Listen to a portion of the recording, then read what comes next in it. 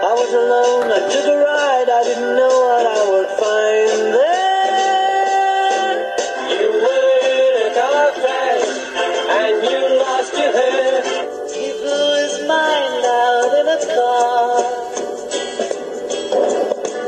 He didn't notice that the lights had changed. A crowd of people stood and stared. They'd seen his face before. Nobody was really sure if he was from the house before.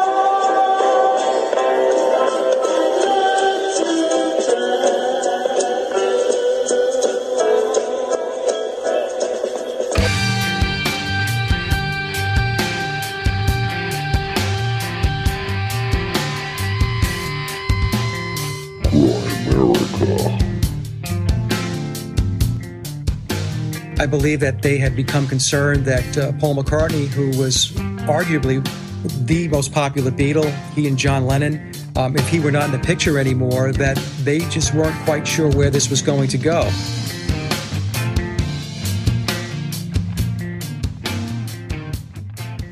Okay, guys, welcome back to the Grimerica show. We are going to be talking about the Memoirs of Billy Shears with Mike Williams a little bit later. But first, as always, Graham, the fecal transplanter Dunlop. How's it going, buddy? Sticking with that one, eh? I figured it might catch up, guys. You're the one that's obsessed with it.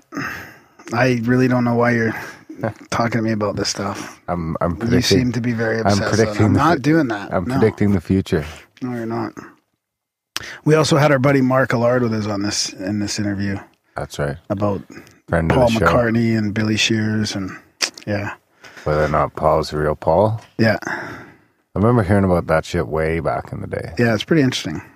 Yeah. I like the bigger rock and roll conspiracy about it, and you know what I mean? People sort of pulling the strings.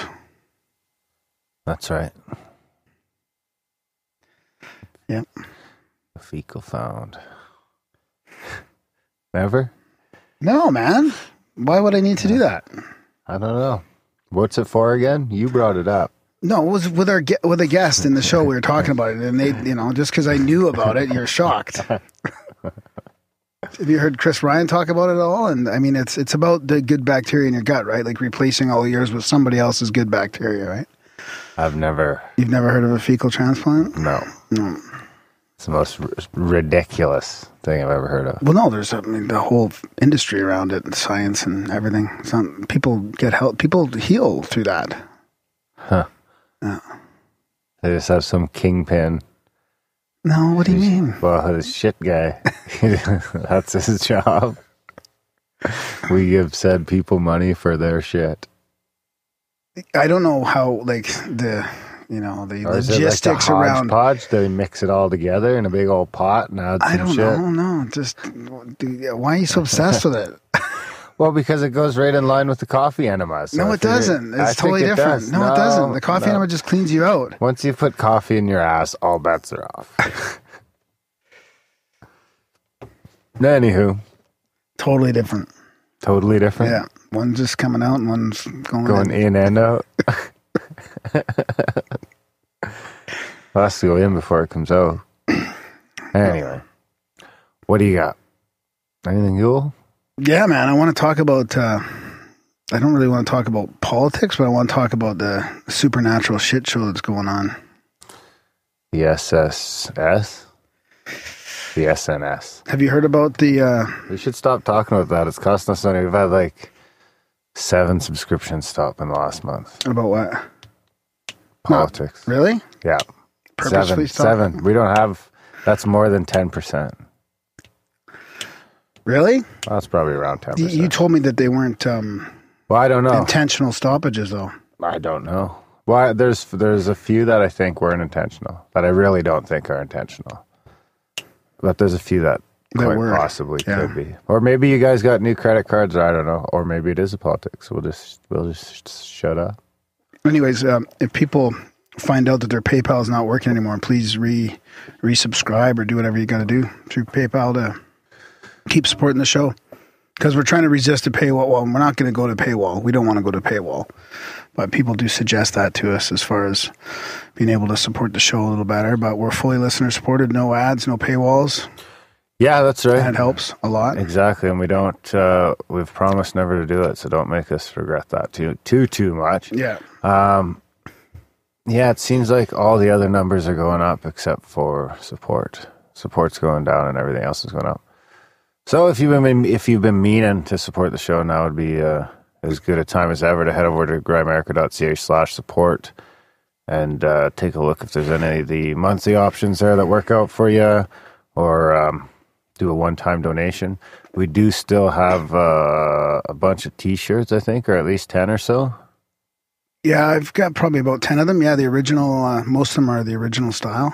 So we can still ship those out with donations, $25 or more. Or I can just send them out locally as well. Or yeah, if you're local, let us know. Yeah.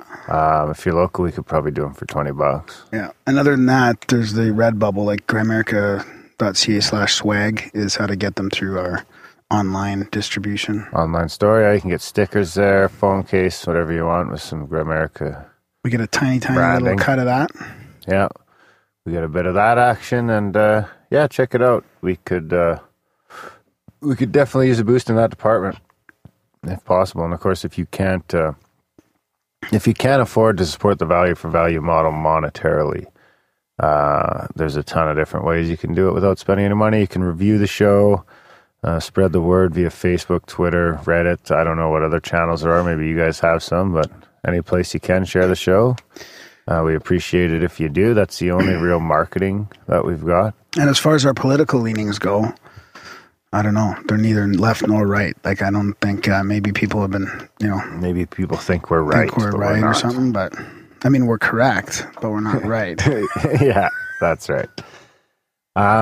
No, and we're just going to distance the show from that anyway. I think we're going to maybe look at other avenues. And for now, I mean, I was just on FTK again on this week's episode over at friends-to-know.com with Adam talking more of that sort of stuff. And I think we'll just, we'll find someplace else to have those conversations, and we won't do it here because it's way too polarizing and there's been way too much. It's fucking fascinating, though. It's so fascinating right now what's happening, what's going on. I mean, it's so incredible.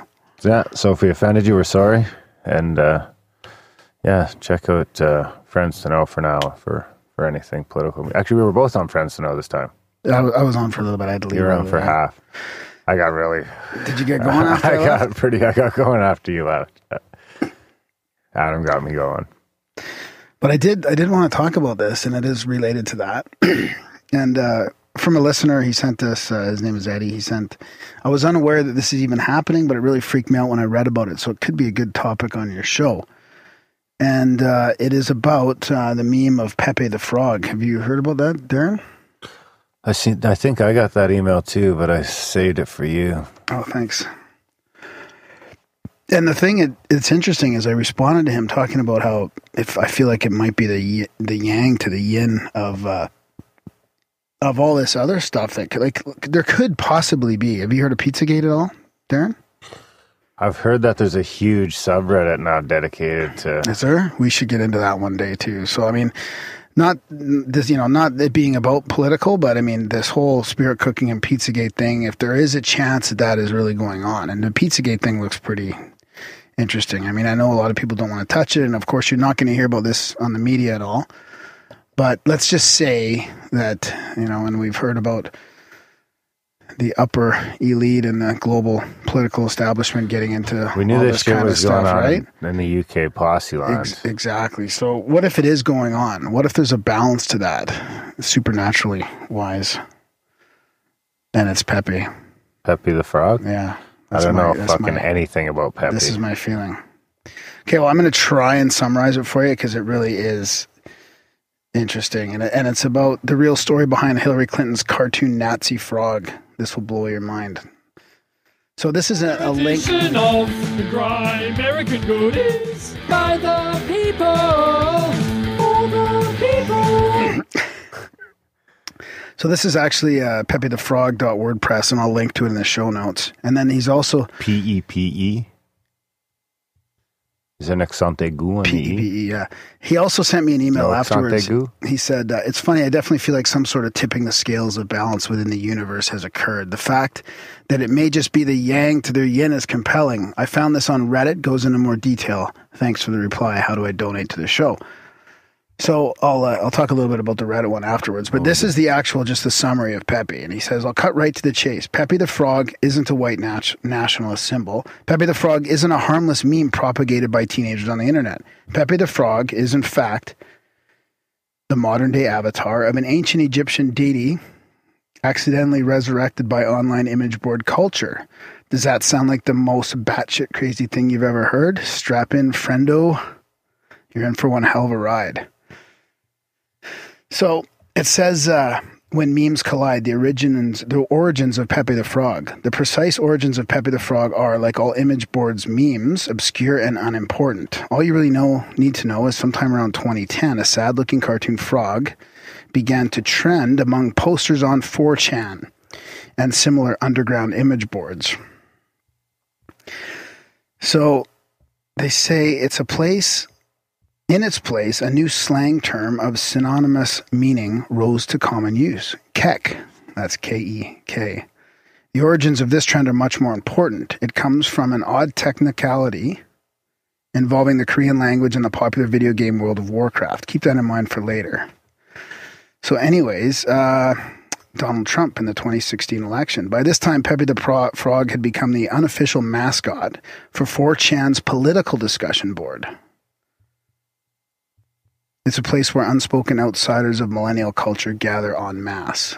Here you'll find the lonely and depressed, the socially inept, the generational dropouts, and all shades of disenfranchised youth, every one of them united with an unshakable underdog mentality that pervades the forums every kilobyte.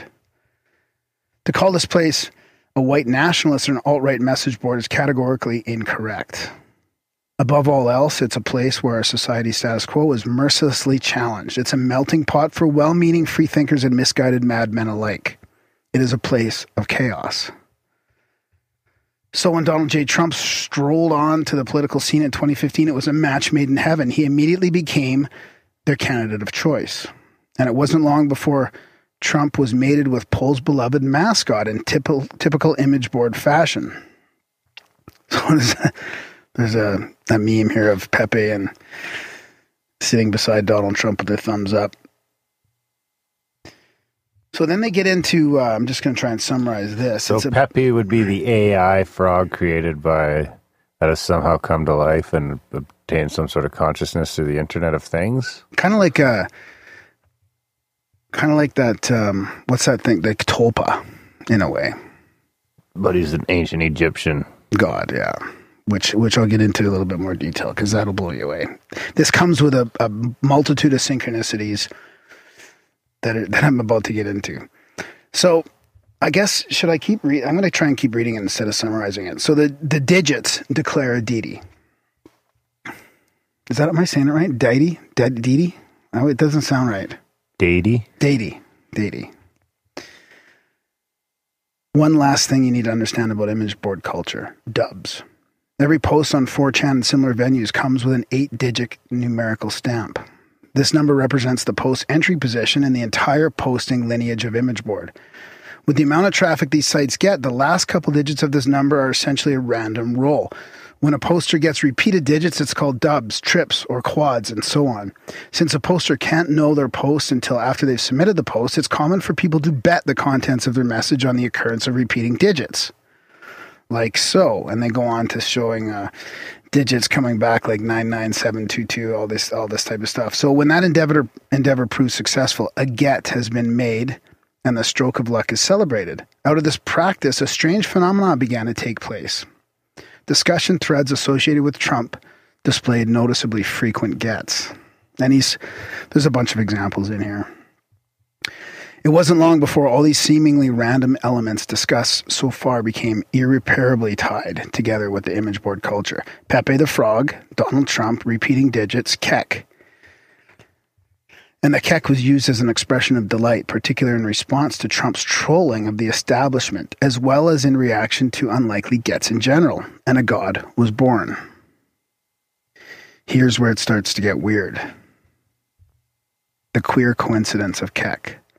Soon it became all the rage on poll, that's the image, the board, to hail Trump as nothing less than God's chosen candidate. But which God's chosen candidate exactly? The obvious answer is Keck.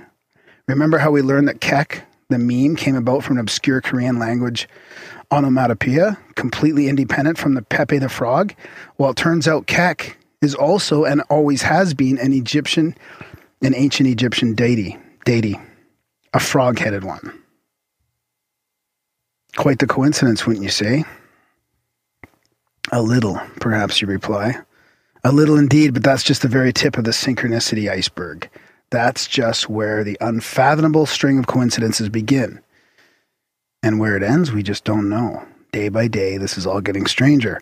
The second major little coincidence can be found when one looks into what Keck stood for among the ancient Egyptian pantheon.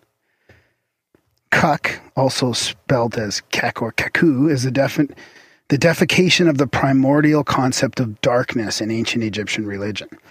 Like all four dualistic concepts of the Ogdod, Kuk's male form was depicted as a frog or as a frog-headed man, and the female form as a snake or a snake-headed woman. As a symbol of darkness, Kuk also represented obscurity and the unknown, and thus chaos. Also, Kuk was seen as that which occurred before light, thus was known as the bringer in of light. And who else, at this point, has been declared a bringer of light into the world by enthusiastic supporters, mainstream and image board alike? It gets even weirder. Keck's hieroglyphic spelling in ancient Egyptian, it bears an undeniable resemblance to a certain something. A person using a computer. With, like, in front of internet meme magic. Like, it is pretty crazy. The Pepe? Yeah, I should actually cast it on the computer so you can see it. I've seen Pepe. No. I'm talking about Keck. Oh. Right there. So it's got an Egyptian person sitting in front of this like computer-looking screen, almost looks like an iMac on a rock, and then there's like a DNA sort of code afterwards that's like for internet meme magic. So the cult of Keck, meme magic, took concrete form. This new digital faith is summed up neatly in this image passed around on the major image boards of the day. So there's a picture of Keck and then the Egyptian frog-headed god, Trump, Pepe, and all this. Yeah. So then it gets weirder. Pepe, Keck emerges in plain sight on September 11th, 2016. Now, the polls users were quite seriously directly attributing all strokes of luck for their Trump campaign, and likewise all strokes of misfortune for the Hillary campaign, to their benevolent frog-headed deity that spoke to them in dubs. That all came to a head on September 11th when three major mind-blowing events transpired within 48 hours. Hillary Clinton fainted or nearly fainted in New York. The overwhelming sentiment, still reeling from the event, is captured 2 days later in this post, and then it talks about this post. Now, I don't really understand that, but the thing did come through as a 33. And Hillary's getting sick in the media is talking about Pepe. It's clear as day that your memes are fucking with your fabric of reality.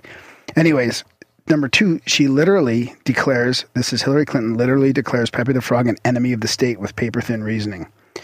Here's the short version. Pepe is a cartoon frog who began his internet life as an innocent meme enjoyed by teenagers and pop stars alike. But in recent months, Pepe has been almost entirely co-opted by the white supremacists who call themselves the alt-right. They decided to take back Pepe by adding swastikas and other symbols of anti-Semitism and white supremacy. What can I or anyone else hope to add here? How bizarre does a reality get? How deep does the rabbit hole go? Oh, I see how deep. Really fucking weird. Keck Pepe's musical anthem is discovered on YouTube. Now get a load of this one. While all this was happening, one or a few anonymous 4chan contributors discovered an old track from the 80s on YouTube.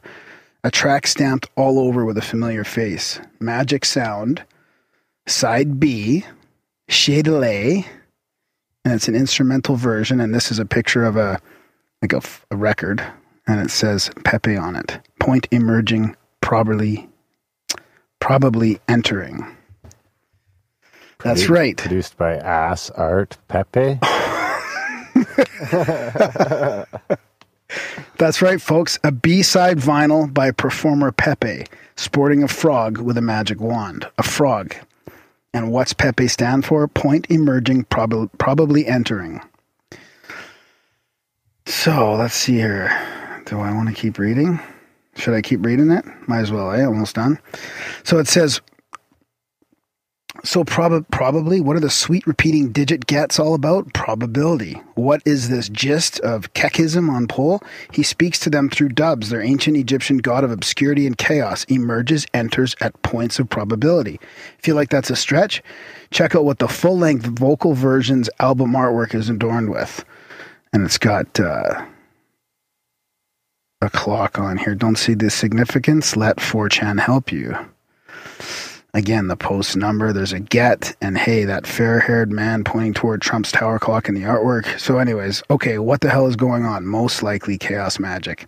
You see, one of the core tenets of chaos magic practice is the creation of magic sigils to codify one's project, one's will into the universe. Basically, you make an image that represents your will, and the universe will take care of the rest. When a lot of people pool their united willpower towards a single sigil, it's called a hypersigil, and it's exponentially more potent.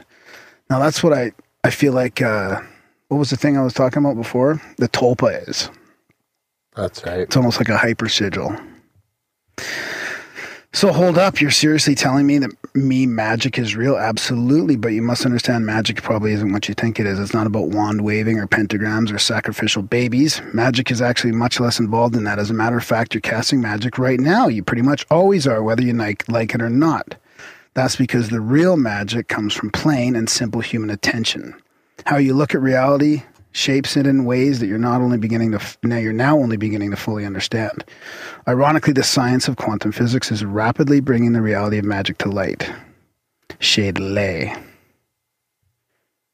So he says, in my book, You're Imagining Things, I'll tell you how it works. And now he's selling his book here and why it works in plain spoken English. Anyways. You should just have him on the show. Fuck, that's a good idea. Yeah. Yeah, let's do it. Full of good ideas. Yeah, you want to make a note of that somewhere? No. That's wild. So does that mean, because I heard early on some people theorizing that Trump was a chaos magician. Really? Yeah. Like Scott Adams type people, or more No. I don't think Scott Adams would go that far. I don't think he delves into fucking No, I don't think magic. so either. That was a nice little summary you did there. Thanks, buddy. So there's also a Reddit thread on this. Trump campaign seems to be the most. So, anyways, I don't want to read this one because it's a little bit harder to summarize. I don't want to get too much into it, but it's about memes being magic, and it talks about Keck in this Reddit. The phone. Do you want me to? Stupid cat. What do you? Yeah, no, it's okay. Okay, I'm going to leave it at that. That's a good place to leave it, I think. Always leave them wanting more, Graham. Always leave them wanting more. Actually, I'll just read this one paragraph here. Uh-oh. I'm sure you're all aware of Pepe the Frog. Well, about 6 months ago, there was a push to begin referring to him as Keck. Keck morphed into a god, and before long, you had people memeing praise Keck with a frog man dressed in ancient Egyptian regalia. This is easily laughed off as a random internet memery until it was realized that our Keck had a startlingly similar description in the ancient Egyptian god of chaos, Hekek, who was also a frog-headed god. Moreover, in the ancient Egyptian creation myth, it was Hekek, the god of chaos, who breathed life into the king, Osiris, and brought light out of the darkness. The fact that our Keck was almost exclusively used to bring life into the Donald Trump campaign. It's crazy. Anyways, there you have it. Nice one. So what would you give that for a synchronicity rating? I don't know. I feel like it would have to be like 7 point and then like 8 digits. Or 8.88. 7.6473172118. It needs to have a quad at the end. 333. Yeah, there you go. Right on. You want another one from a listener? Synchro? Yeah, kind of. And I'm involved in a little bit. You're always involved. I'm a rambling Graham with synchronicities. Whenever fuckery's afoot. All over the web. It's probably dark out by now. And Darren is skeptical about everyone and don't believe it yet.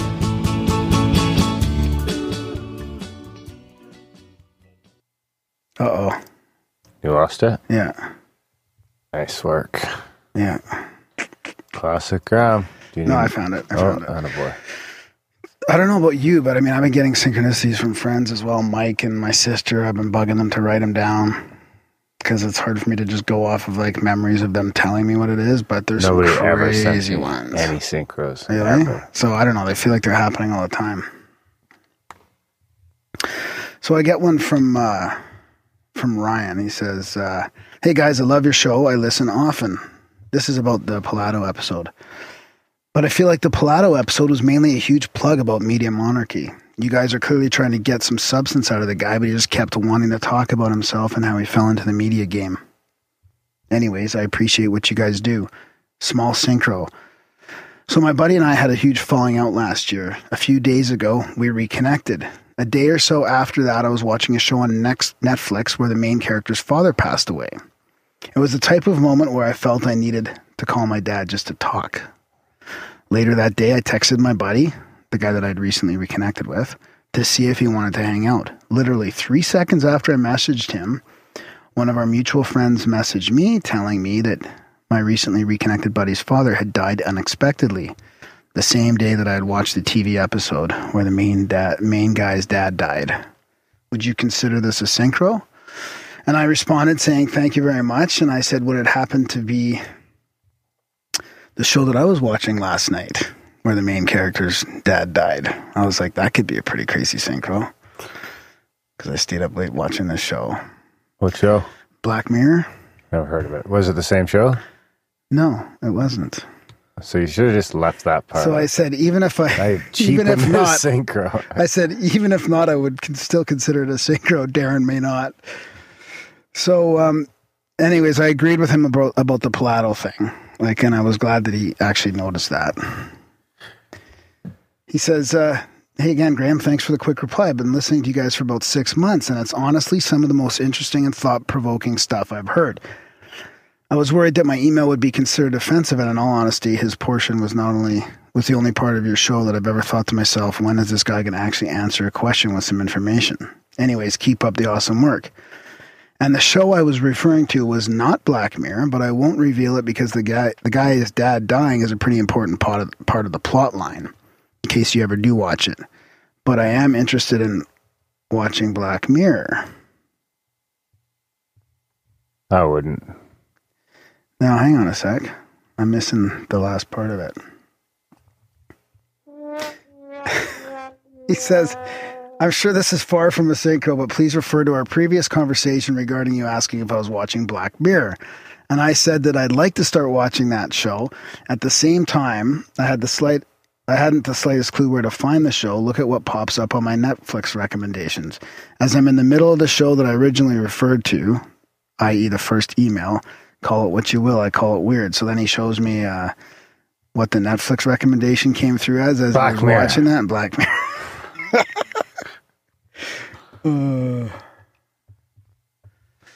There you go. That's all right. It's okay. So clearly these shows at least have, do you think, what are the chances you think Netflix organizes show by dads dying? No, nothing. No, Zero? It doesn't. No. No? Like No, it doesn't go by that kind of detailed plot. Okay, I'll give it a 7.77. Oh, that's not bad. I'm sure he'll be happy about that. It was kind of a compounder. Yeah, I like the more and more compound synchronicities coming. Should have a flood. Do you want another one? I got a whole whack of small ones here from listeners. We got time for a few more. Yeah? You want a lucid dreamy type one or a synchro? I'll go with one more synchro and then we'll do the lucid dreamy one. Deal.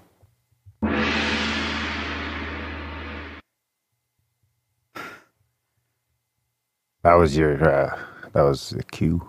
Okay, this is from John Michael. He says, hello, last Tuesday was my birthday and the family dinner, etc. And it was wonderful. For my weekend, I decided to watch a few old VHS tapes. Friday night, there was Something About Mary. Saturday night was Last of the Mohicans. This morning, I decided to get out my copy of the novel Last of the Mohicans. I'd never finished reading it, and after buying it 20 years ago, I was planning to reread it this week, or to read it this week. So tucked between pages 204 and 205 was a letter from June 1996 from my elementary junior high school crush. We were both 15 years old that summer. She was sharing a poem she had written. This seems like a coincidence of the storyline from Mary, brought together by me watching Mohicans and then wanting to read the book, which of course had the letter and I hadn't seen in 20 years. I don't use social media to keep up, but now I'm wondering if I should look her up. What are your all thoughts? I'm not even sure if this, or don't necessarily care if this is a synchro, so Darren, chill out with the rating. Either way, I'm curious to hear what you all have to say. I included a picture of the different pieces of the puzzle. It's not verification of things happening the way I said they did, but if they didn't, they'd be pretty desperate on my part to make any piece of that up. So please trust that this is how things unfolded. I love the show, and oddly enough, have felt like synchro bits are the weakest. I guess that's until you experience it to some degree, right? Thanks. And he's got a list of the letters, or a picture of the letters in the book here. Something About Mary and the Last of the Mohicans. Something about Mary. Did you write love letters in your school? No, I was a big love letter guy.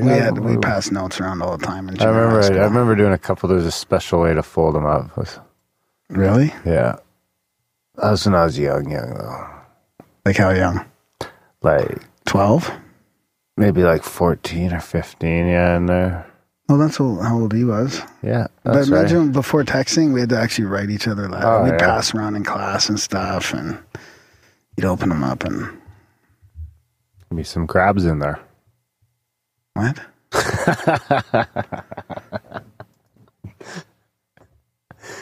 Bewilderment. I have a lucid dream. I'm not going to rate that one. I think you should look her up. Is he married? Maybe that was just a sign. I don't know. If you're married, don't look her up. Yeah, but I mean, hey, maybe that was a sign to look her up. Yeah. I mean, that is pretty weird. Something about Mary having that plot and then him watching Last Smoking and then reading the book and then finding the letters. That's right. Was that Gibber? Last of the Mohicans? Was that Mel Gibson? I don't know. So this is, you want to do a lucid dream thing? Is it real or a dream? What does that even mean?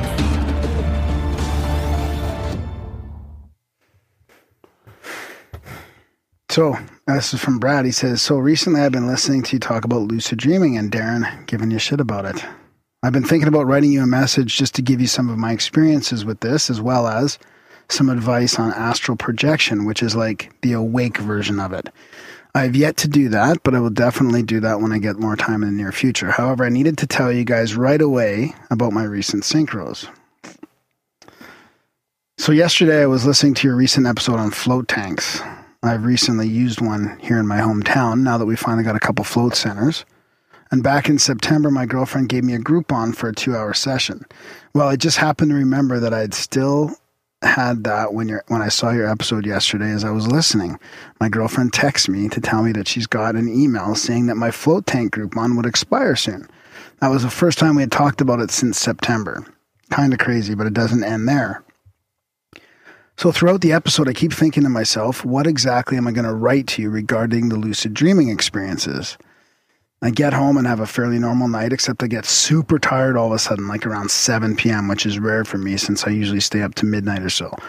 It could have something to do with the time change, but still pretty damn early. Regardless, anyways, by 8:30, I'm out cold. I have this crazy dream about a few of my friends and I looking for a warehouse to begin some type of business venture in. Grow up. So we're all, have you been looking for a warehouse lately? So we're all traveling from warehouse to warehouse and stopping at some friends' houses along the way. We finally get to this one old building. And by this point, there are about 20 of us. I happen to see a friend of mine who lives in Chicago, and we start skipping towards this room. Suddenly, I realize that this is a dream, and I say out loud, I am dreaming. At which point, one of the characters from the dream repeats, I am dreaming.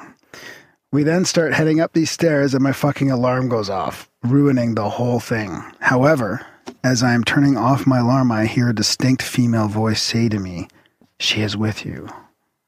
Like someone clearly whispering in my ear. It was the craziest thing. Anyways, that is my synchro. I will say you should definitely check out astral projection. Since you have floated now, you'll kind of get the idea of what it's like. You basically try to mimic the floating experience while laying in bed. During the daytime is best. You feel your body start to vibrate, which can be distracting, but you have to focus on just letting go. Soon after that, if you haven't lost focus, you will pop out of your body and begin to astral travel. Most likely, if you get to that point, it will freak you out so much that you will lose your focus and pop back into your body. But it will be enough to keep you trying and trying. I made it to that point twice on my first try. Also, it helps if you're having a day where you have a clear mind. So perhaps do a float and then go home and try it. I don't know. I plan on trying that soon before my Groupon expires. Happy floating. Peace. Nice one. Mm-hmm. That wasn't a synchro though. What does he want me to rate? No, there was a synchro in it with the whole, like, he was going to write to us about lucid dreaming, and then that night he has that fucking lucid dream. Oh. Yeah. And he just triggered himself. And the whole listening to our floating episode and the whole floating, it's kind of a compound thing as well. All right, I'll give it a 6. A 6. Ooh, jeez. You should have sent a couple of bucks. Should have greased the wheels of synchronicity. Sometimes the wheels of synchronicity. That's a hint for everybody if they want a high rating. Subscribe. I think that should about do it for this week, eh? Oh, well, no. What else we got to talk about? There was, the Pizzagate, the spirit cooking. I mentioned all that. The T-shirts, the donate, the friends to know, trip reports, listener synchros. Yeah, I think we covered it all. Yeah. We got into the donation things earlier because we do seriously need. We could use some more support. So, if it's something you've been meaning to do or something you think you can pull off, check out grimerica.ca/support, and $5 a month. That's like $1 an episode, $1.25 an episode. Yeah, that's like $1 an episode. That would help us with our expenses. That would cover our expenses if a few people did that. That's right. Yeah. So check that out. See what you can do there. Other than that, send your stories, all that stuff to Graham. Help us with some content. That's a great way to support the value for value model as well. Spam Graham. Send in, rate the show. Jingles. We haven't got any ratings in a long time either. Yeah, so rate the show. Rate the show. I think that's it, eh? Oh, sign up for the newsletter. Grimerica.ca/news. And enjoy the chat. Yeah, that was a good one. It was fun. Yeah, this was Mike a fun Williams of Sage of Quay. Big got thanks his to own Mark radio for show there. bailing us out. Yeah. Filling the knowledge gap. All right, guys, enjoy the chat. Okay, bye.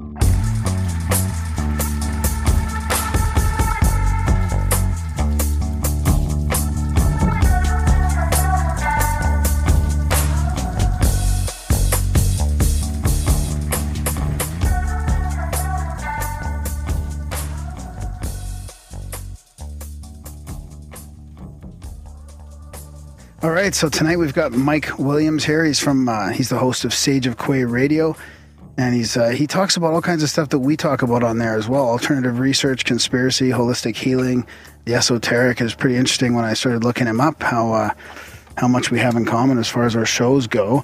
But we got in touch with him from the author of the Memoirs of Billy Shears, Uharriet, and he told us to get a hold of Mike and talk about this book. And with us tonight, we also have our friend Mark Allard from Calgary here, who's a big fan of this, and we thought we'd bring him in with this interview for about 45 minutes here before he has to take off. So thanks for all your patience, guys, with the technical issues, and welcome to the show, Mike and Mark. Thank you, Graham. Thank you very much. Yeah, it's great to have you here. I'll take credit for the technical difficulties, I guess. Yeah, good job there, Darren, fixing them. It's so funny having causing them, fixing them. You probably go through this, Mike, all the time. Like you try and do these tests and you realize something's wrong and you try and troubleshoot it, and it's like you don't even know how things change week to week in the studio. I just had that recently with a show I did with Sophia Smallstorm. So I completely understand, guys. No worries. Yeah, I just saw that. I saw that show on your website, actually. I felt like asking you about that. It sounds like some really interesting stuff on biological darkness. It's always good when it comes from Sophia. She's a great researcher. Right on. So, Mark, thanks for coming on and helping us out with this. It's an interesting topic. Darren and I were talking about it a bit today. This whole Paul McCartney fiasco and conspiracy going way back, and you've read this book, and you and I talked about the show all the time, and you're like, you got to get this guy on, and so absolutely. I was very excited when I saw that you were actually going to do a segment on the Memoirs of Billy Shears. I've read it at least 3 times, and fascinating. It is absolutely one of my favorite books. And my first question to Mike is, have you met Thomas Uharriet? I've never met Tom. I've had a couple of email exchanges. My first email exchange to Tom was to ask him to come on to my show to talk about the book. And he had agreed to come on the show. And then within maybe, I would say, a week, he said he couldn't do any shows. And but he had listened to my show that I did with Sophia, and he had asked me if he gets any additional inquiries, would I mind talking about the book? And I said, no, I won't mind talking about it at all. And what I do, Graham and Mark, before I even get started with the show, is just to let everybody know I have nothing to do with the book. I have nothing to do with Tom Uharriet. I have nothing to do with Bill Sheppard, who's the person that plays the character of Paul McCartney. So I just like talking about it. It's just an interesting topic. Well, so this morning, Mike, I actually listened to your podcast with Sophia, or on Sophia's cast, and loved it. And before we get into that information, which I'm sure Graham and Darren will want to explore, I would be interested to know, as someone that is fully in love with this theory and this concept, and I have to admit, from the start, that I'm agnostic. I really don't know enough facts to make any sort of decision. But one of the things that you had mentioned in the podcast was that you became a believer as a result of this book. Can you maybe go into some detail about that? What was it that changed your mind?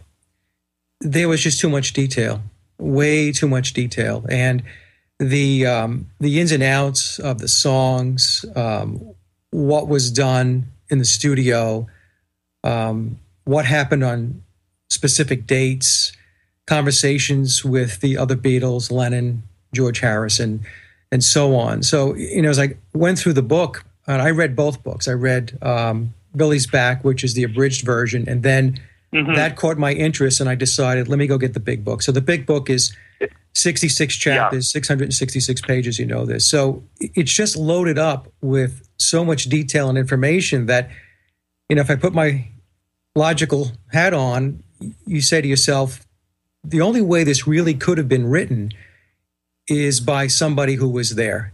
And then Uharriet has this book. He published it through CreateSpace on Amazon. So that's the other thing that came into play. I thought to myself, well, why go that route? Because you're going to go through all this effort to write 666 pages. You're going to want to make sure you make some money at this, I would think. Sure. And and going through CreateSpace, self-publishing, that's a gamble. you may make money, you may not make money, So it is a bunch of variables that came into play, Mark. But I would say the biggest one was just the volume of details in the book it was overwhelming. I also started with Billy's back, and that prompted me to buy the full abridged version as well. Immediately upon reading the full version, I tried to find Thomas Uharriet. I tried to track him down. I tried to find some sort of verifiable proof that he actually existed and wasn't the creation of, a good fiction writer who maybe put together a bunch of facts.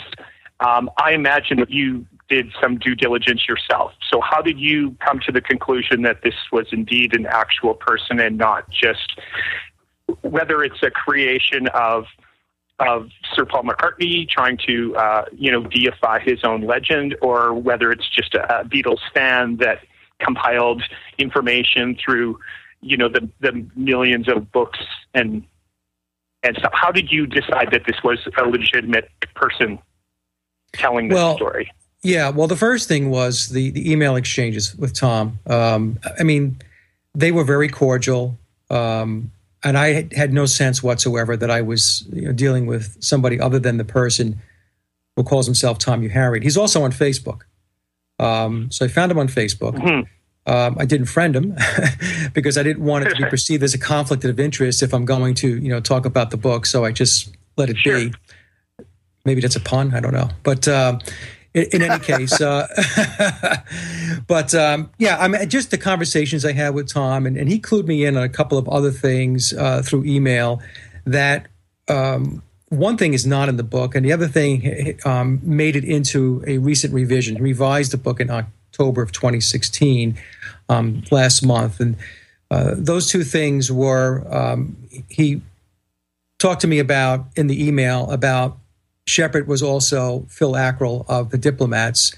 Of course, that was the band that Denny Lane was in. That originally, it was in the book, but it was very coy the way it was presented. And then I had emailed Tom and I said, look, I'm reading the book and this whole piece, well, it wasn't a big piece. It was a little piece on Phil Ackrell. You can go both ways. He was or he wasn't. What's the deal there? And he wrote back to me and said, Mike, you interpreted it the exact way it was to be interpreted. So it was a coyness that was going on in the book. But then he said the clue is in the song Rock Show that McCartney or Bill Sheppard did from the Wings Over America and Venus and Mars. I think it was Venus and Mars it was on.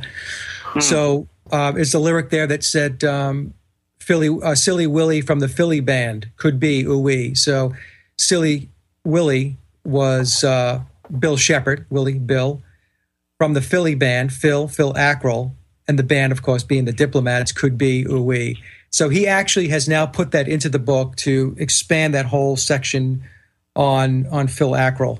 The other thing that he told me that is not in the book is that along with the surgeries and the fillers that are discussed in the book to explain the transformation of going from Bill Sheppard to Vivian Stanshall to Paul McCartney, that there was latex used also. He didn't get into great detail with the latex, but I'm assuming it had to do more with the character of Vivian Stanshall.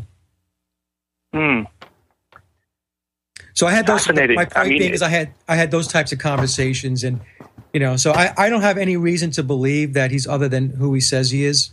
Could he be somebody else? I guess, but I just, based upon my communications with him, I think he's Tom Uharriet. I'm only one friend generation away from Tom Uharriet. Really? I was just on his Facebook page, and if I go to his friends, he has friends. He has a friend that I have mutual friends with. Wow! Look at that. Nice. So one of the reasons, Mike, that I'm so agnostic on this subject is because the Beatles themselves have completely endorsed this idea that Paul is dead, from things like showing Paul's crashed car in the Free as a Bird video, and even in the Memoirs of Billy Shears, it's suggested that Neil Aspinall was the driving force behind the marketing of this idea on a consumerism level, which doesn't mean that it didn't actually happen, which is what makes this such an intriguing idea. What involvement do you think the Beatles themselves and the people within Apple Corps, how much knowledge do you think that they had, and how much do you think that they participated in, like, spreading this rumor? Yeah, that's what Darren was wondering about too. Well, I think the first thing we have to understand is the Beatles are a Tavistock project. That's the first thing that we have to understand. And so Tavistock, of course, is into mind control, social engineering, and you guys are probably well aware what the stuff that Tavistock's involved in. Yeah, absolutely. EMI also has, and it's even mentioned in the book that EMI has direct connections into British intelligence.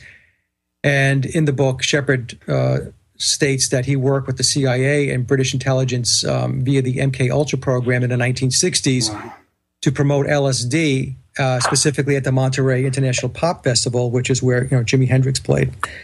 So, that's the piece of it that we have to get our heads wrapped around. That once you've got Tavistock involved, I think that all bets are on. And he talks extensively about his Masonic influences, his stature in Freemasonry.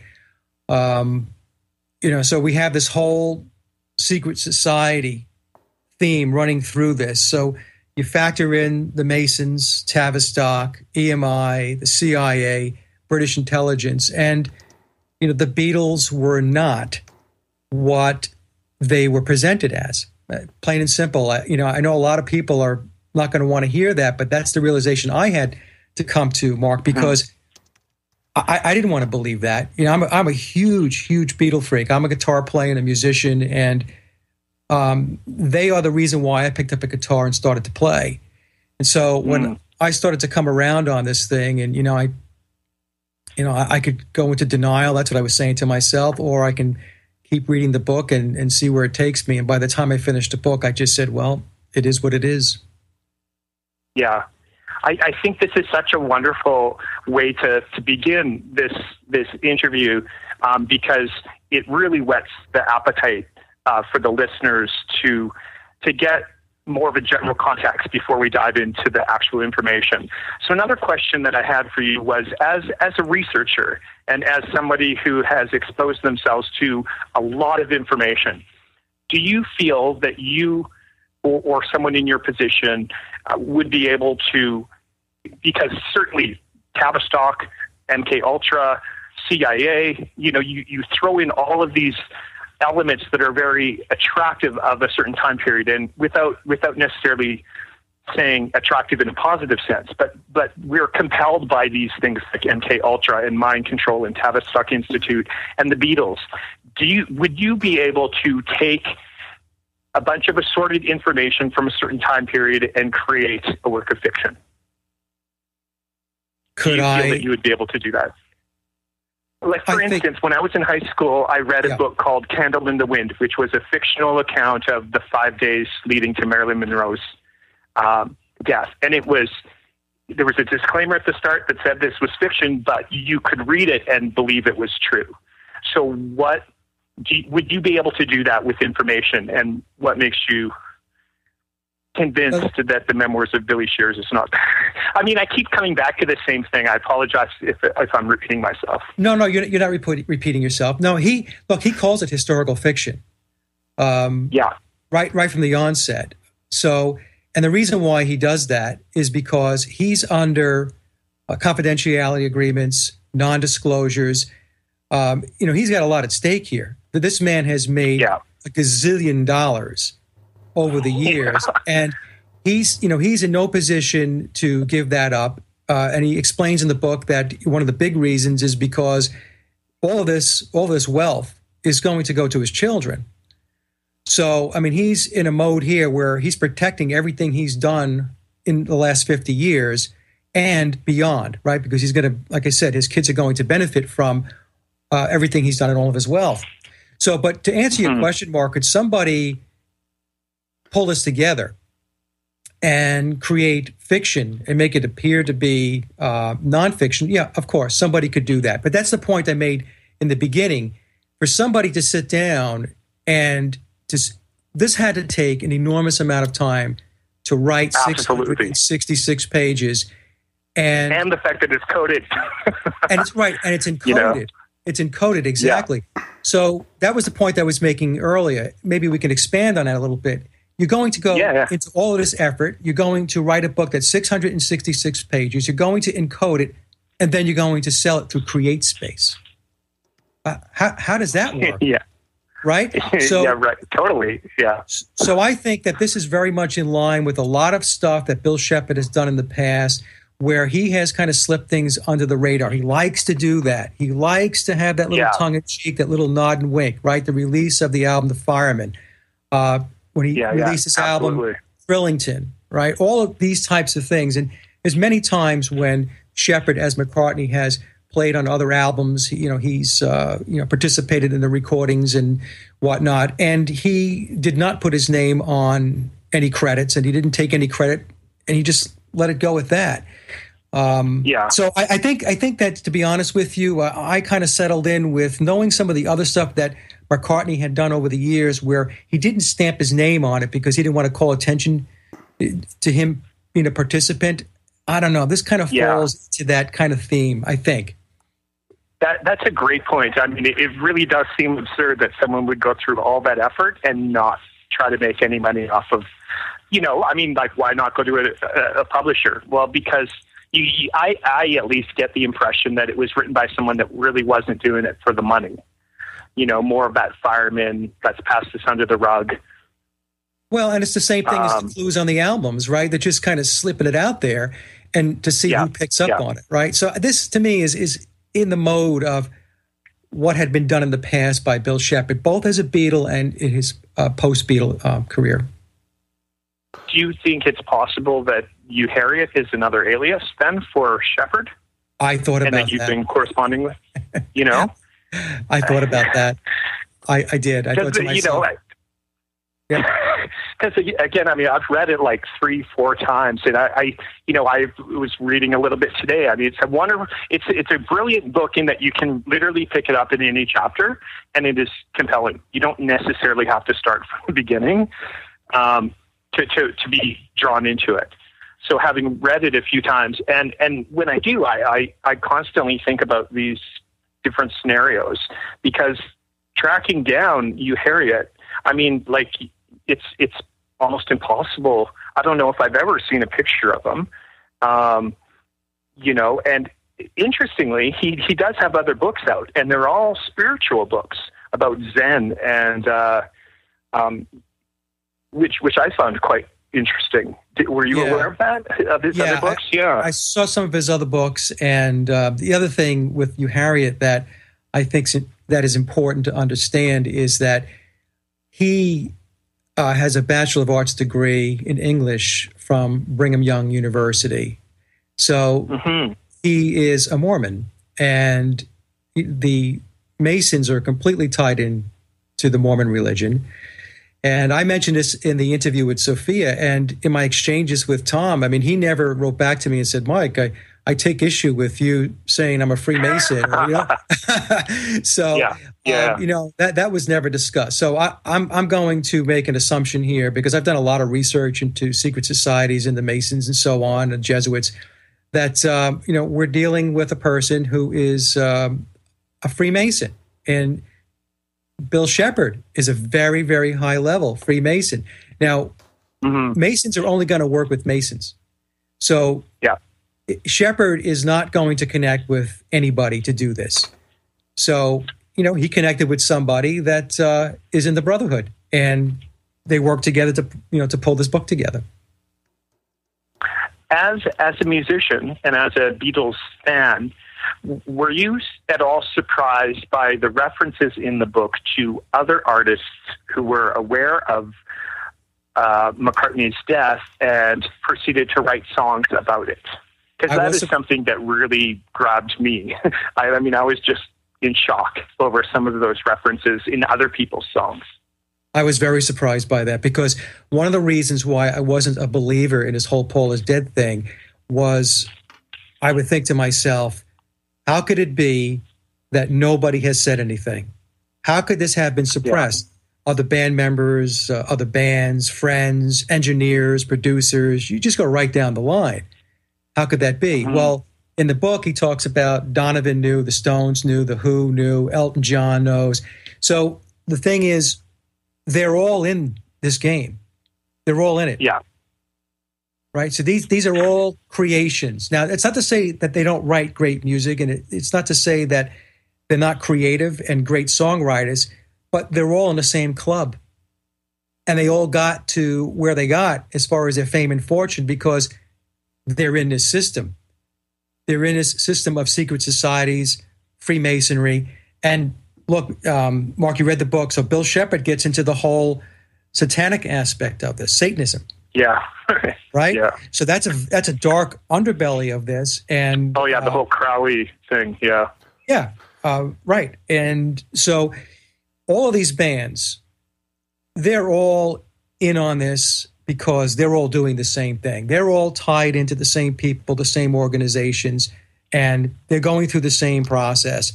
And so once I understood that, that answered my question as to why these other bands never said a word. Do you think there's any connection to Dave McGowan's work and like the hippie movement and that subculture that came up in the late 60s? A lot, he was talking about how that was all some sort of, like all those family members, all those guys, like Jim Morrison's dad was a big military figurehead, and there was he was an admiral, I think. The list was long. Yeah, right? he goes through it. I mean, you can listen to it. Yeah, exactly. He goes through like all these bands were possibly, could have all been a thing, and they all came out of Laurel Canyon all around the same time. To me, it's the same thing. It's the same thing. Again, it doesn't take away, in my view, from the fact that many of these musicians in these bands are very talented. In fact, many of them may have even been unaware of how tied into a program that they were, because these programs are run through managers, handlers, and so on. As an example, the Beatles were, their recording company was EMI. Well, EMI was directly tied into British intelligence. Did the rest of the Beatles know that's pretty interesting in the book. Yeah. Yeah. So I think that's what happens in many of these bands. The band members are not aware. That's my personal view. Now, some of them could be, but I think the vast majority of them are not aware. And so then what happens is the process of steering them starts to take place. Right. And some of them pan out and some of them do not pan out. I mean, Zappa out of Laurel Canyon also, and I have a hard time believing that Frank Zappa was going along with the program. He was probably, in my view, one of the largest anti-establishment performers and musicians we had out there. So he may have been one of those guys that they were trying to steer, but they finally gave up. They just couldn't do anything with Frank.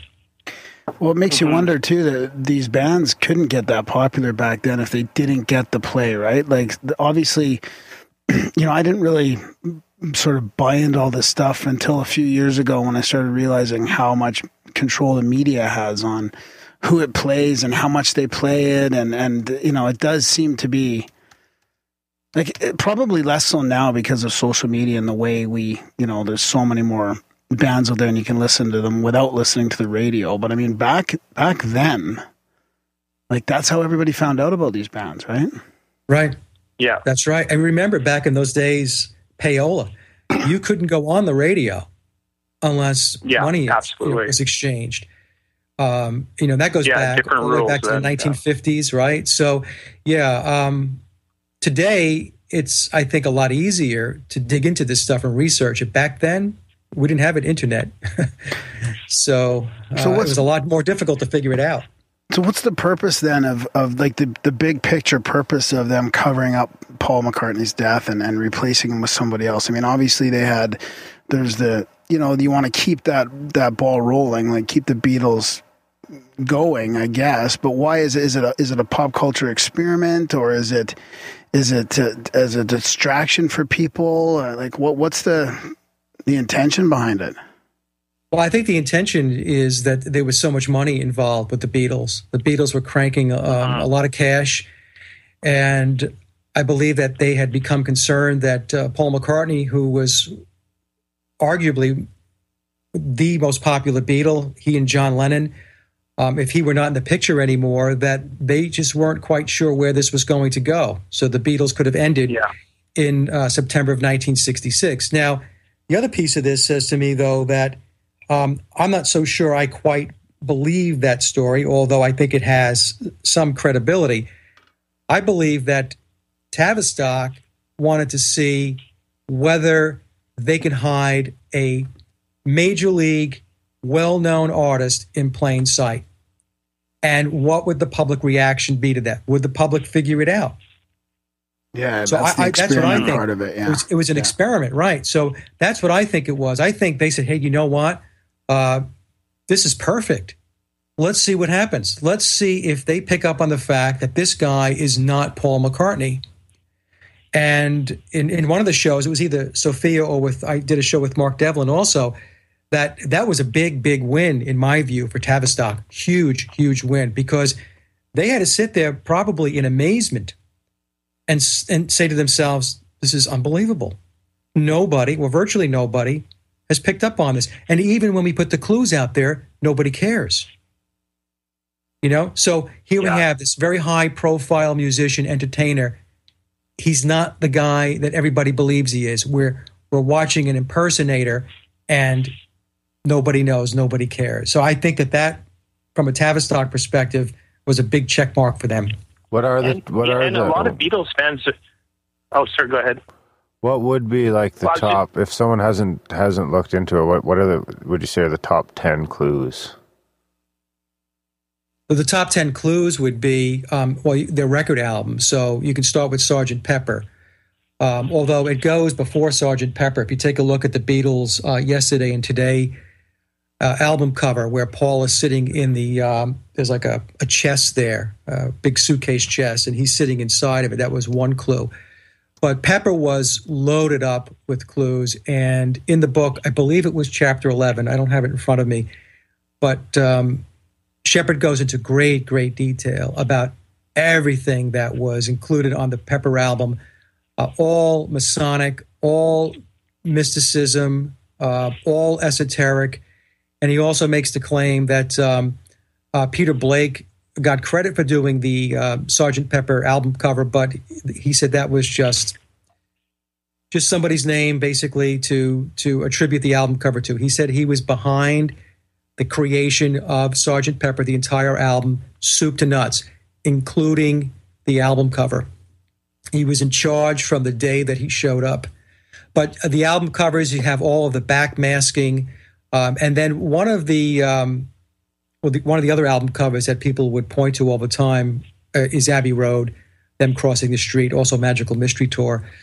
But the pictures of Paul McCartney, I put something up on Facebook about 2 weeks ago, guys, where I had pulled a bunch of pictures of McCartney I started with 1964 and 65 when it was the biological Paul, and then I went through time, and it was 2 PowerPoint slides, and I just put the pictures right next to each other going through time.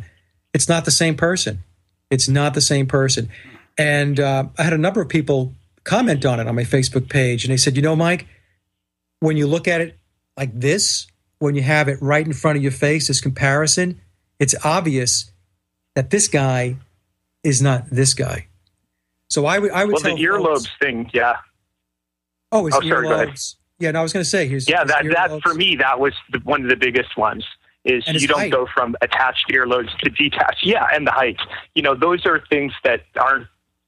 You know, I have time just for one more question, Mike, before I go, and I'll leave you with Graham and Darren. But I was curious. For this book now has been out first edition since 2009. Why do you think it's not more talked about, this book? And when do you think that it might be? When Sheppard dies? When do you think this book will become more? That's a good question. And that's another reason why I think that the book is legit, because it's out there. Like I said, he's going through CreateSpace. And he's also selling the book on his Uharriet is on his website. Yeah. But I don't think that they care. I don't think that they mind that it's it's a slow drip. I really don't. I mean, what does Sheppard have to lose? He's got, like I said before, $1 gazillion. I'm sure that Uharriet was paid very, very well to participate in the writing of the book. And it's like everything else. Here's another clue for you all. The walrus is Paul. Yeah. Well, right. So that's what I think is going on. And in the book, he does state, though, that when he does pass away, that there's going to be a lot more information coming out. And I was thinking to myself, okay, I don't know what a lot more means. He's got 666 pages of stuff that blew my mind. But he's saying that he's got more coming, and so we'll just have to see. Yeah. Thank you so much, Mike, for the opportunity to ask you questions. And I know Darren and Graham are anxious to jump in and dive into more of the contents of the book. But I really wanted to just be able to ask you, the philosophical questions from one reader to another, from one researcher to another, about what made this credible for you and what your experience was. So have a great evening and a great chat with Darren and Graham. Thank you, Darren and Graham, for inviting me on. I appreciate it. Yeah, thanks, Mark. And and I'll let you guys continue. I have a class to go to. All right. Thanks a lot. Thanks a lot, Mark. Thanks, you, Mark. All right. Now. Take care. Now we're going to have to wade back into the shallow end of the pool. He had some great questions, by the way. Yeah, no, that's good. Yeah, I just Very felt good. like we like to try and get people involved when they're super interested in our guests and stuff like that. So yeah, I mean, I keep coming back to the intention and the experiments and why the intelligence communities or whatever you want to call them are sort of getting involved in all this stuff. But I mean. If you think about that experiment you were talking about, will people notice? And if we didn't notice, I'm not sure how long it took for people to start getting wind of this possibly being a conspiracy and when it sort of started to open up. But I mean, you could see these Tavistocks and these intelligence agencies, jumping on that and going, okay, well, they're not noticing this kind of stuff. We can take it to the next level. And then, I mean, when you get to the 80s and the 90s with the music scene and all that, who knows what kind of involvement there is. Yeah, well, they were very surprised that they were dropping the clues, and the clues were there since Sgt. Pepper, and it wasn't until 1969 that it caught the public's attention. 3 years after. Yeah, 2 or 3 years later, and that was because they had fed the clues to a guy by the name of Fred Labor. And Fred, I guess, was in college at the time, and it wound up making a Missouri newspaper. And that kind of got the ball going.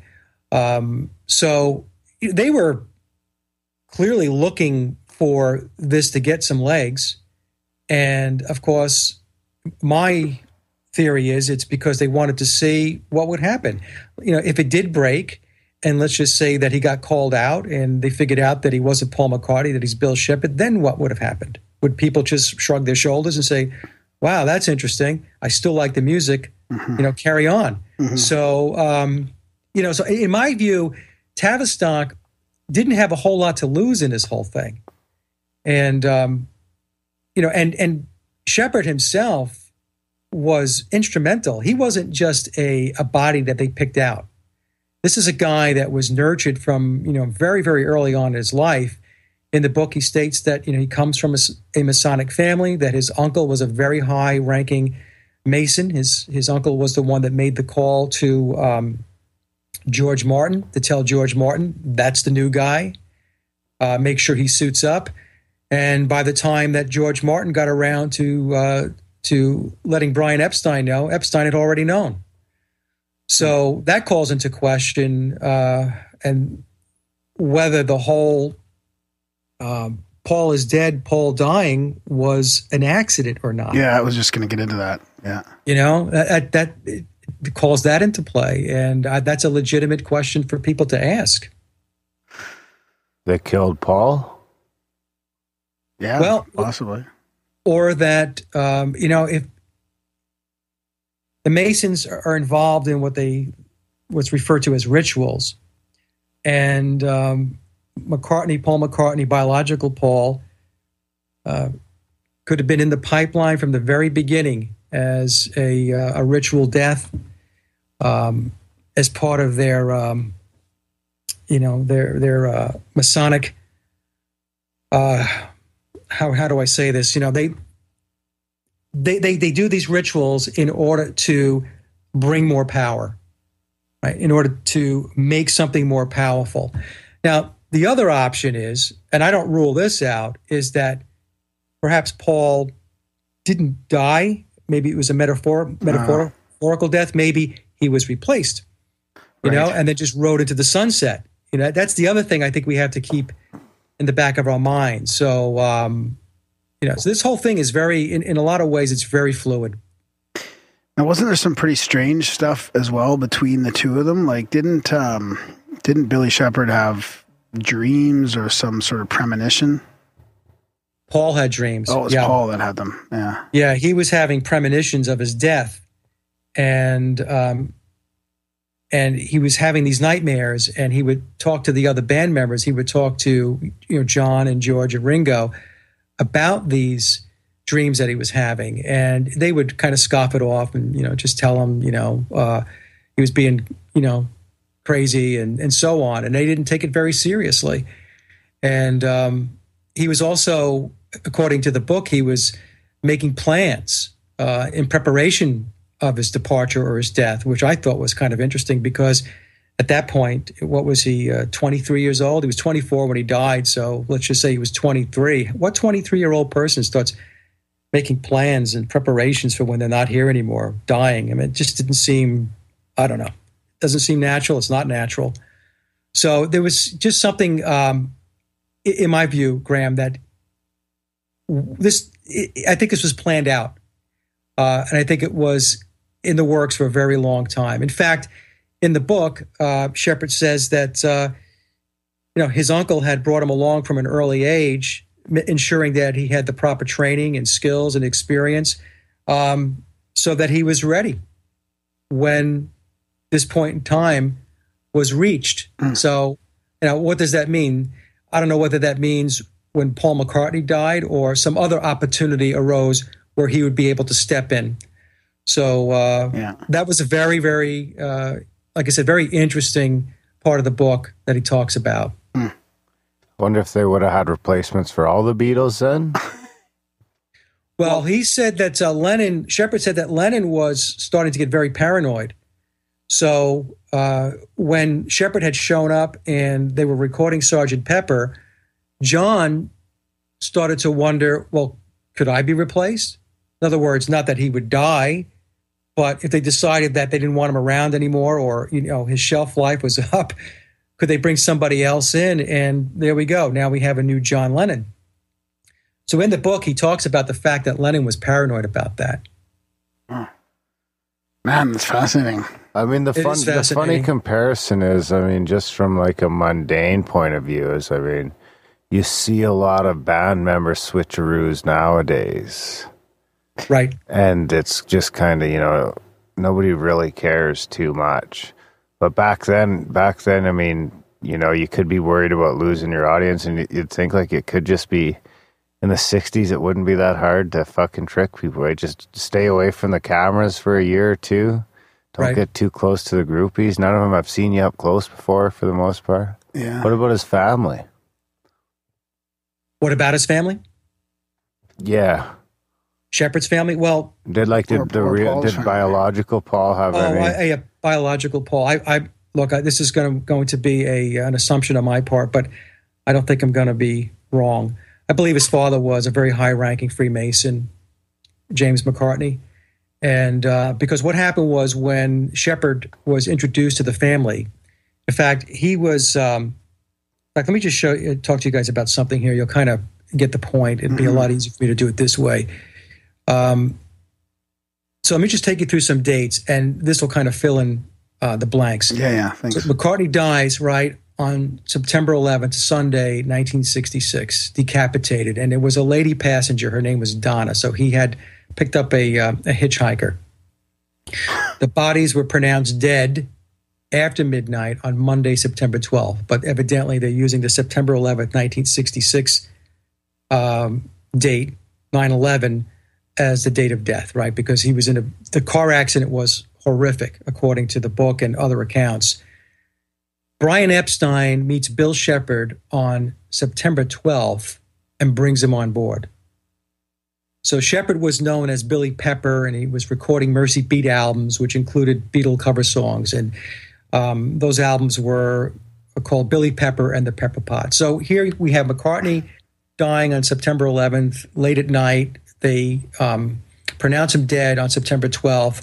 Epstein meets Bill Sheppard on September 12th, like he just appears from nowhere. Brian Epstein sends Lennon a telegram. Lennon was in Paris at the time. That was on Tuesday, September 13th. Then Brian Epstein introduces Sheppard to John on Friday, September 16th. This was 5 days after Paul had died, and that meeting took place in Paris, France. So when you look at those dates and you step through it, the first question you have to ask yourself is, well, they just didn't pluck him out of a line. You know, he was in the pipeline. Sheppard was in the pipeline. Mm-hmm. So in order for Sheppard to be in the pipeline, in my view, I think that the whole thing was masterminded by these Freemasons, and I believe Jim McCartney, biological Paul's dad, was in on it, because they had introduced Sheppard to the McCartney family. I think it was the 12th. I think it was on September 12th, and they had a big kumbaya.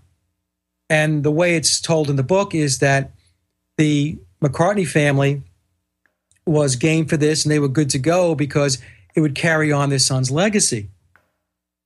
And he says in the book that they were offering Bill, some of Paul's clothes and stuff like this, which of course didn't fit because biological Paul was shorter, a smaller guy than Sheppard. Sheppard is a pretty tall guy.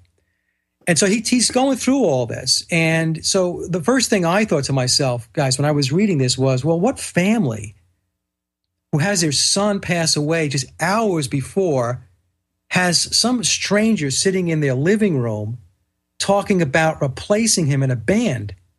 I would think that as a family, you'd be thinking to yourself, I don't care about the band. My son was just killed in an auto accident, and you guys want to talk about whether this guy can fill in for him? Mm-hmm. I mean, would you please go away? But that didn't happen. So, it's really weird. The whole thing is very creepy, in fact. So I think that, like I said, based upon the book and the chronology that a Sheppard is taking us through, that, they were all in on it. Yeah, plus it is a little more suspect than I thought, too, picking up the hitchhiker and then, decapitation. Like, come on. I don't know. It sounds a bit too convenient.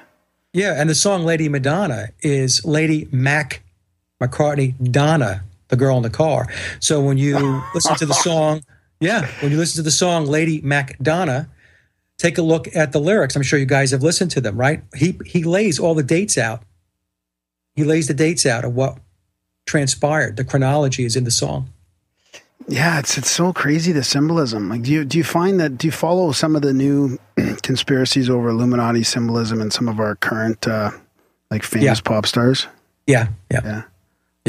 So you think there is something? I mean, obviously, it's part of the same thing, really. It is the same thing, and that's the other thing that I tell folks is that nothing has changed. It's just gotten more. It's more in our face now. And I think that that's by design. I think it's because they want to make it pop culture so that it makes it less scary. It makes it less ominous, if you will. So if you've got them walking around covering their eye, making triangles, with their hands and so on, then, people are going to think that that's cool.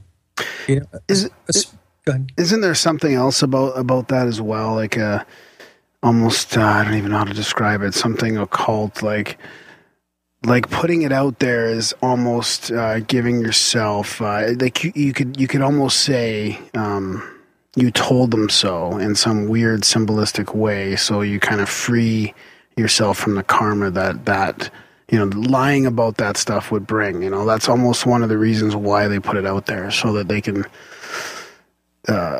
metaphysically say, oh, well, we told people, or we put it out there. We're not hiding it because it's out there in symbolism, so we're free from the bonds. Yeah, I've heard that, that it frees them from bad karma, if you will. I'm not sure that I buy into that, because it's still deception. You're still deceiving. Even though you're putting it out there in a very, very deceptive way. And you're putting it out there deceptively. And you know that because you're doing it that way, that the vast majority of the folks are not going to get it, because they're ignorant to your symbolism and your sigils and all that stuff. So that's the thing. When people bring that up about the karma aspect of it, I understand the premise, but I don't agree with it. So you think it's more of a metaphysical gain of power then through the symbolism? Power. Yep. By flashing those symbols and their sigils, it's power. That's what I think it is.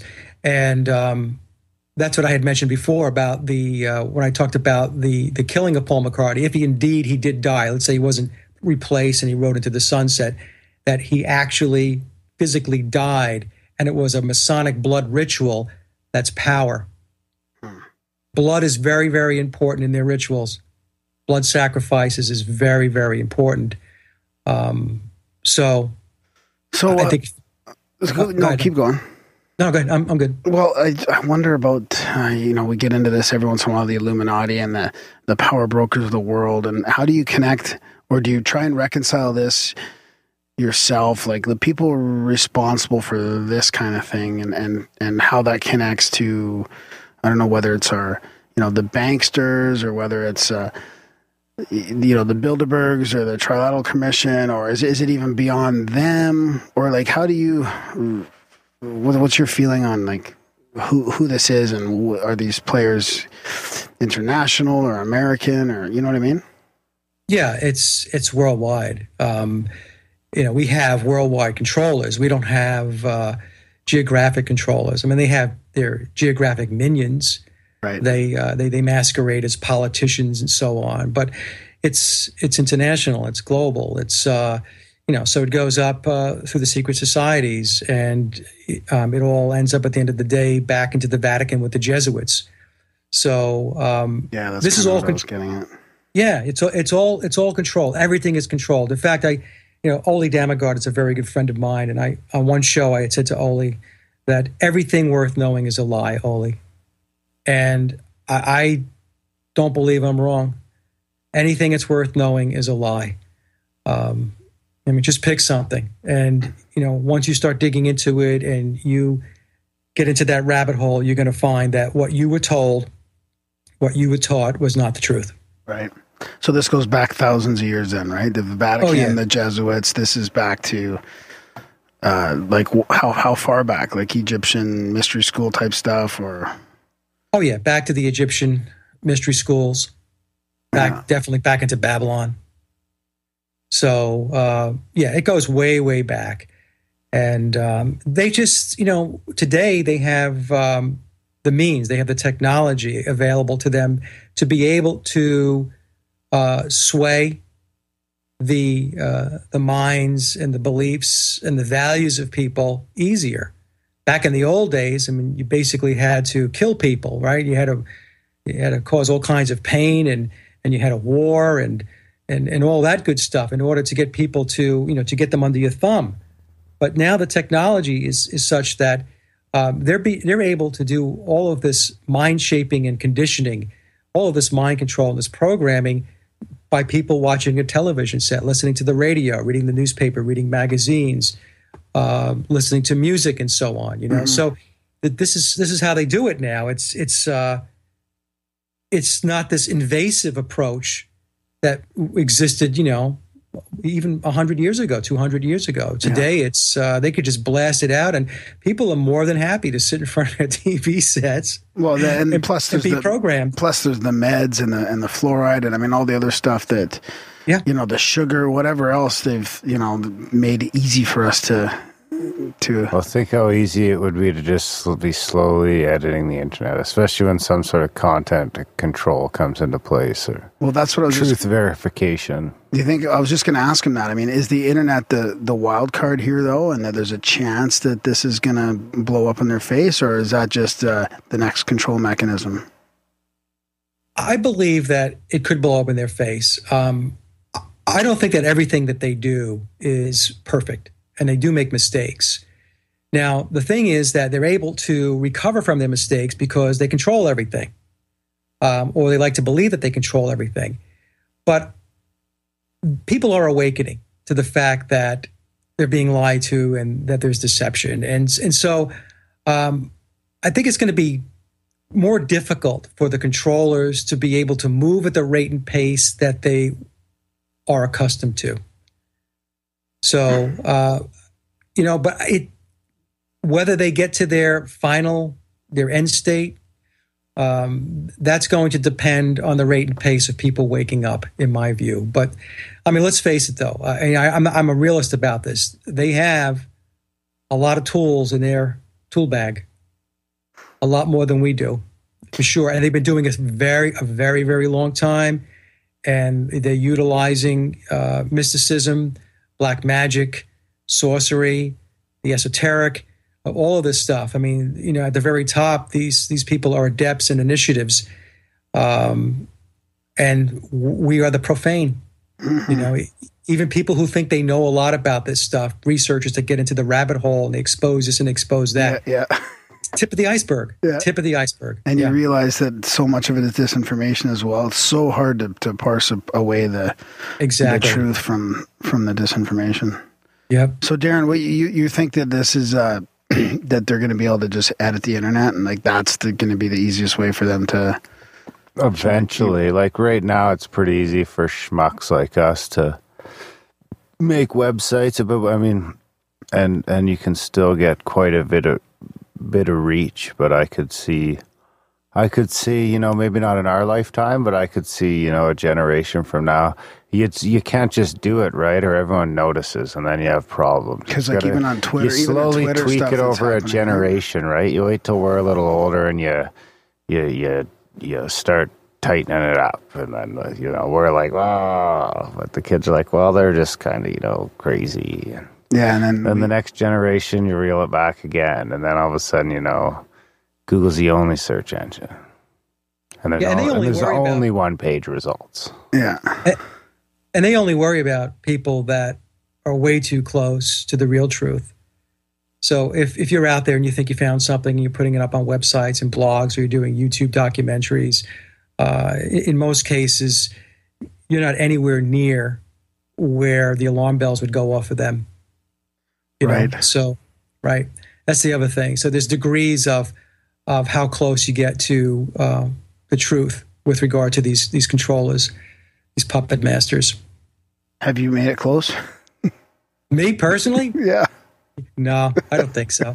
I have a lot of interesting guests, and we talk about a lot of very, very interesting topics, like MK Ultra and the show I just had with Sophia about the biological darkness with the sepsis agenda and stuff like that. And but even if they listen to that, they would say, well, those are two people that get it. Okay, but that's two people. Yeah. And Mike's got 4,300 subscribers, so we're not going to worry about him. Yeah. What's the deal with the biological darkness and the sepsis? I find it just fascinating just reading the summary there.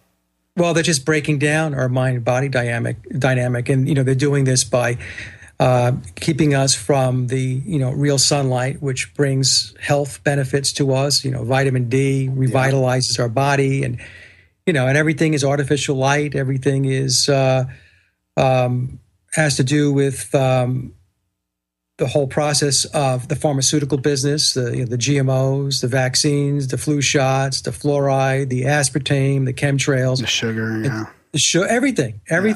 This is to break us down, and that's the sepsis cycle, and to keep us constantly with disease and illness best they can. And it's a very, very evil, very twisted agenda. You guys know. I mean, I saw your website, Graham, so I know that you guys are getting into this stuff too. Yeah.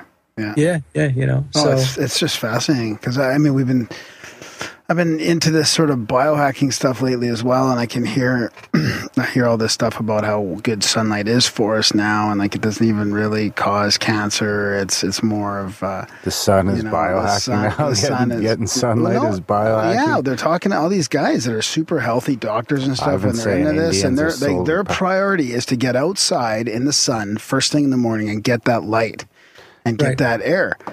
And, and we talk about it through the winter. Like we go from indoors and it's dark and we go into fluorescent lighting all day long and we get back and our melatonin is suppressed. Like our melatonin manufacturing, what do you call it?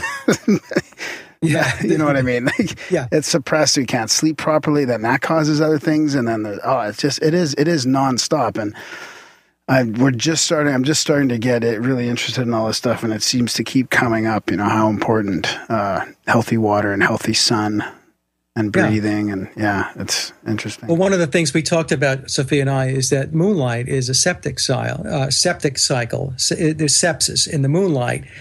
Sunlight during the day is antiseptic.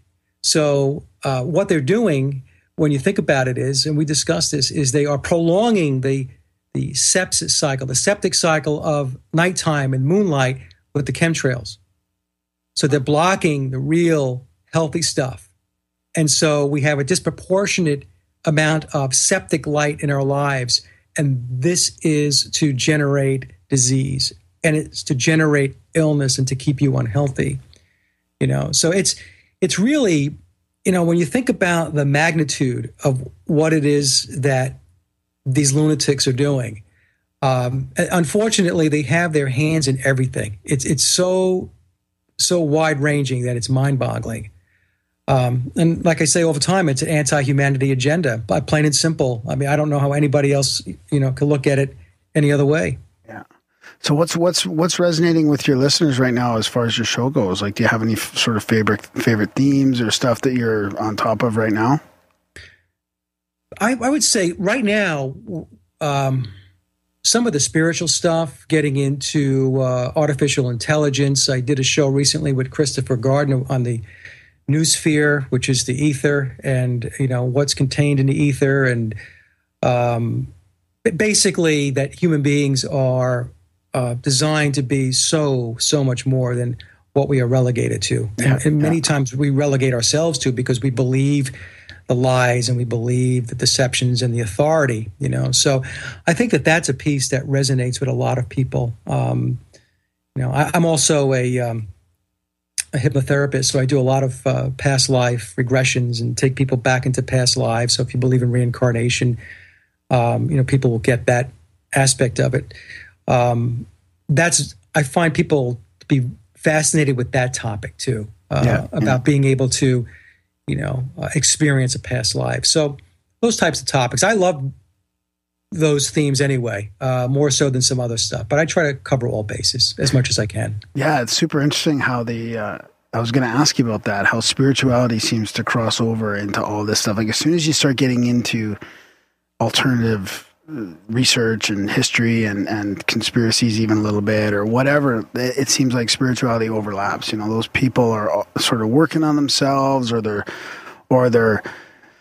not stuck in front of the TV, but they're meditating or doing yoga or something. Like there's some sort of openness or overlap that happens. It's super interesting to me. Well, lack of spirituality is the reason why we're in big trouble, because it's a disconnect from the creator, from your divine aspect. So to the degree that we get back our connection, we're going to see a better world. This is what I believe, and this is what I explain to folks. This is why there is an anti-God and atheist agenda in place. Science today is all about there is no God. It's all everything happened because of a big bang. It was chaos, and then there was order, right, which is masonic in itself. Mm-hmm. The whole discussion about evolution and Darwinism and all that stuff. That's all there. It's all out there to make people believe that you came from a monkey, and you're not really any smarter than when you were a monkey.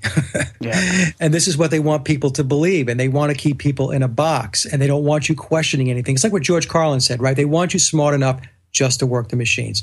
They don't want critical thinkers and free thinkers. Yeah. That's none of that. Well, yeah, it's interesting how the Freemasons themselves, like they're part of their whole thing is that you have to believe in a higher power, or like the architect of the great architect. Like I'm pretty sure that it's not dogmatic, but or this is at least on the surface, that you just have to have some sort of higher power belief. Yeah. Which is interesting. And yet then we're stuck in this materialistic paradigm where, like you said, that it's the atheist agenda is really driving things right now.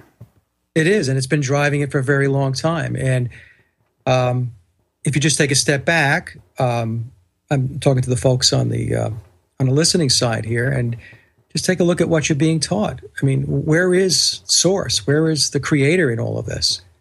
Even the religions. I mean, the religions are nothing more than mechanisms to control spirituality. Exactly. That's all it is, right? Right. Yeah. So everything is in place to keep us in a box, basically. Have you seen good evidence of healing through your hypnotherapy sessions with people? Oh, sure. Like people that what is it? Is it the premise, like once you sort of acknowledge some of your past life stuff, the healing sort of begins? It's an awareness. What happens is once your inner mind becomes aware of a change that you want to make, what happens? It works very hard on trying to make that change.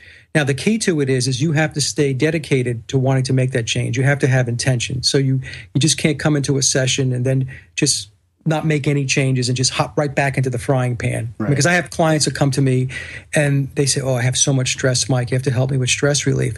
So I'll work with them to bring stress relief, and they feel very, very good when they leave the sessions, and they will feel very good for weeks, and as long as they continue to stay with the regimen. But the thing is, you come in for a hypnosis session, I'm working with you an hour at a time, but you're still being inundated with all of the external factors in your real life stuff.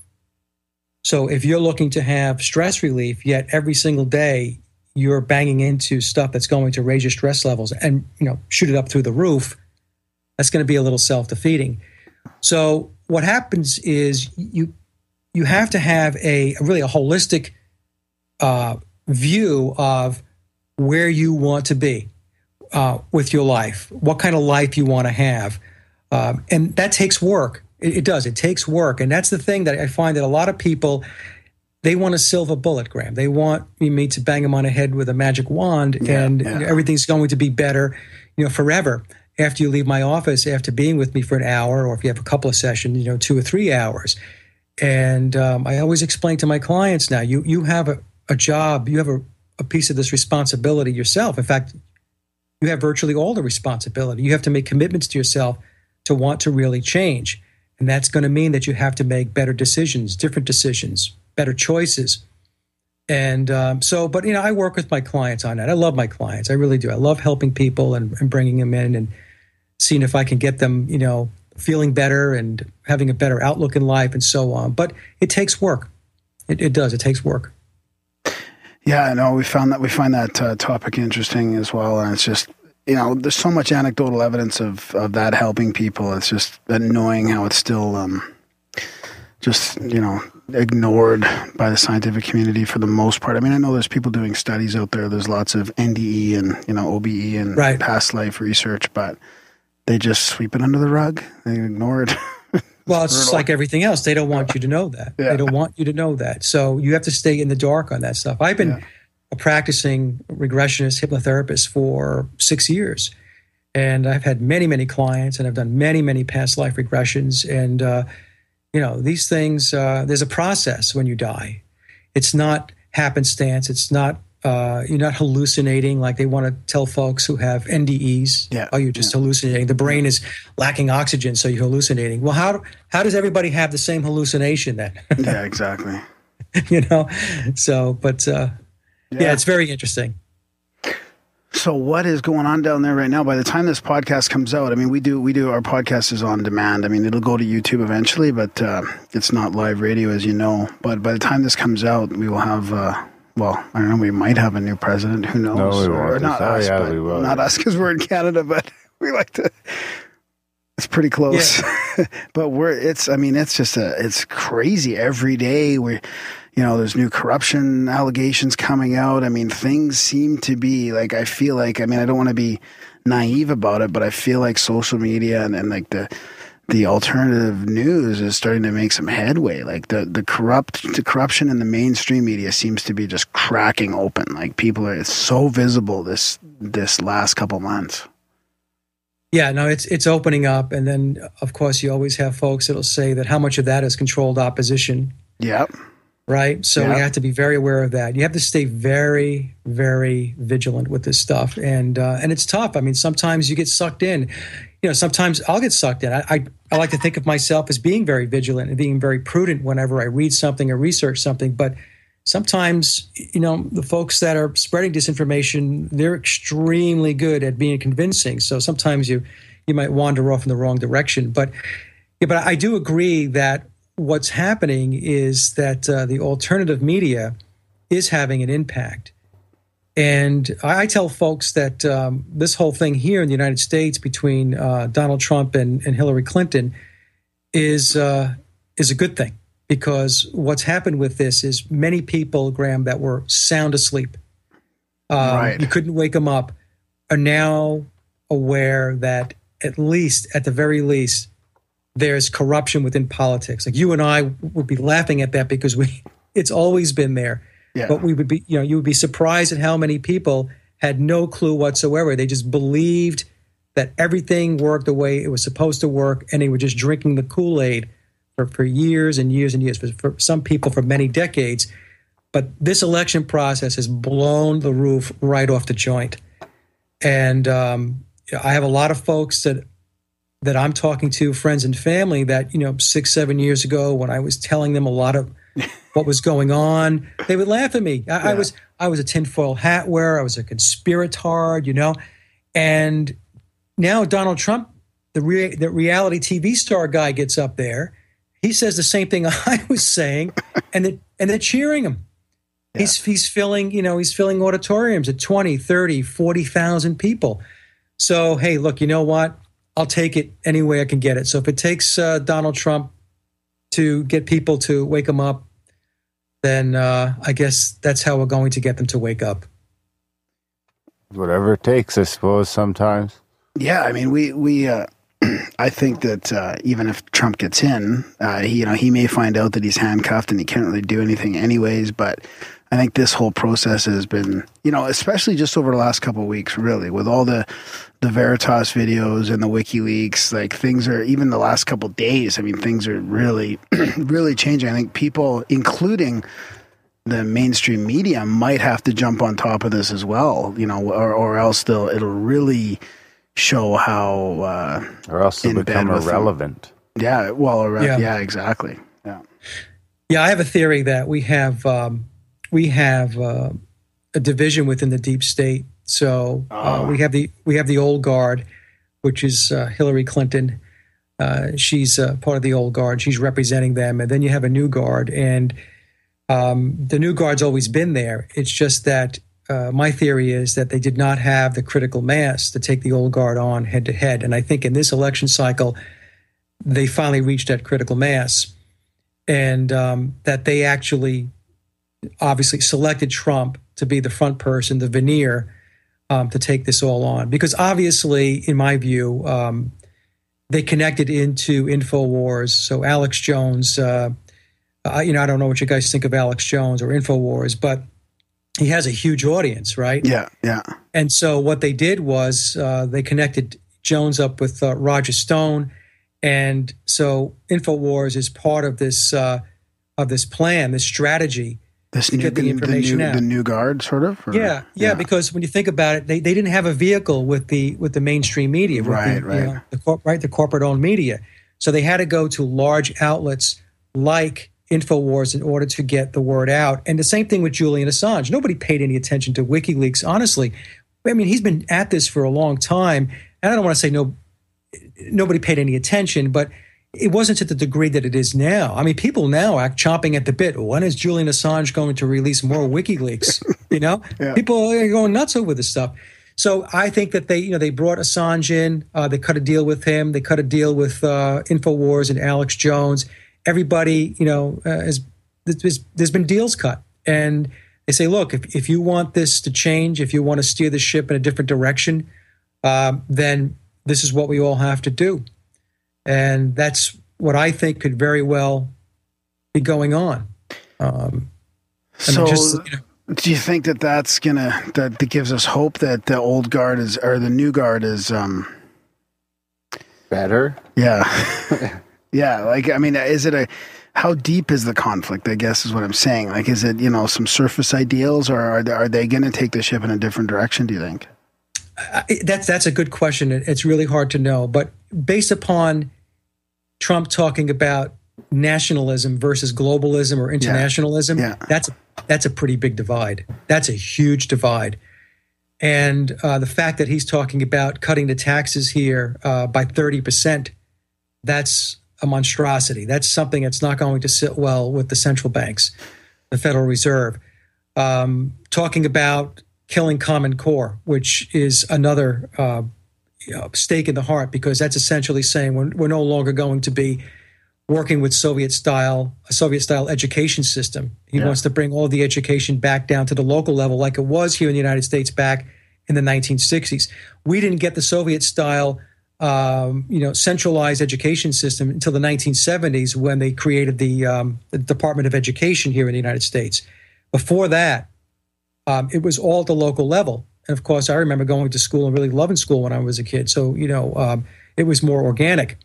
So there's a lot of stuff that he's doing. The fact that he's talking about revitalizing the inner cities, the infrastructure in this country, and so on. I don't agree with him on everything. I don't. I think that, the way he carries himself is, a little over the top. Yeah. But you know what? Here's the thing, though. He's got to be over the top because we have a culture of TV. We have a culture of media. We have a culture of people who like to watch reality TV shows, and they like bombastic personalities, and they like wealth. And they had to put somebody up there that people can relate to.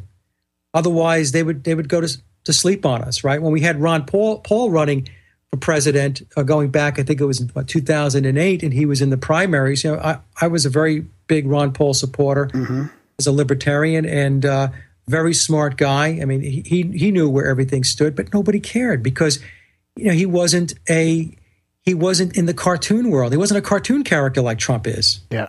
And that's what Trump is. He's a cartoon character, and people love it. They eat it up. So I'm like, okay, you know what? All right, we'll just have to go with it. We'll have to see what happens after November 8th. I mean, there's no telling. Yeah.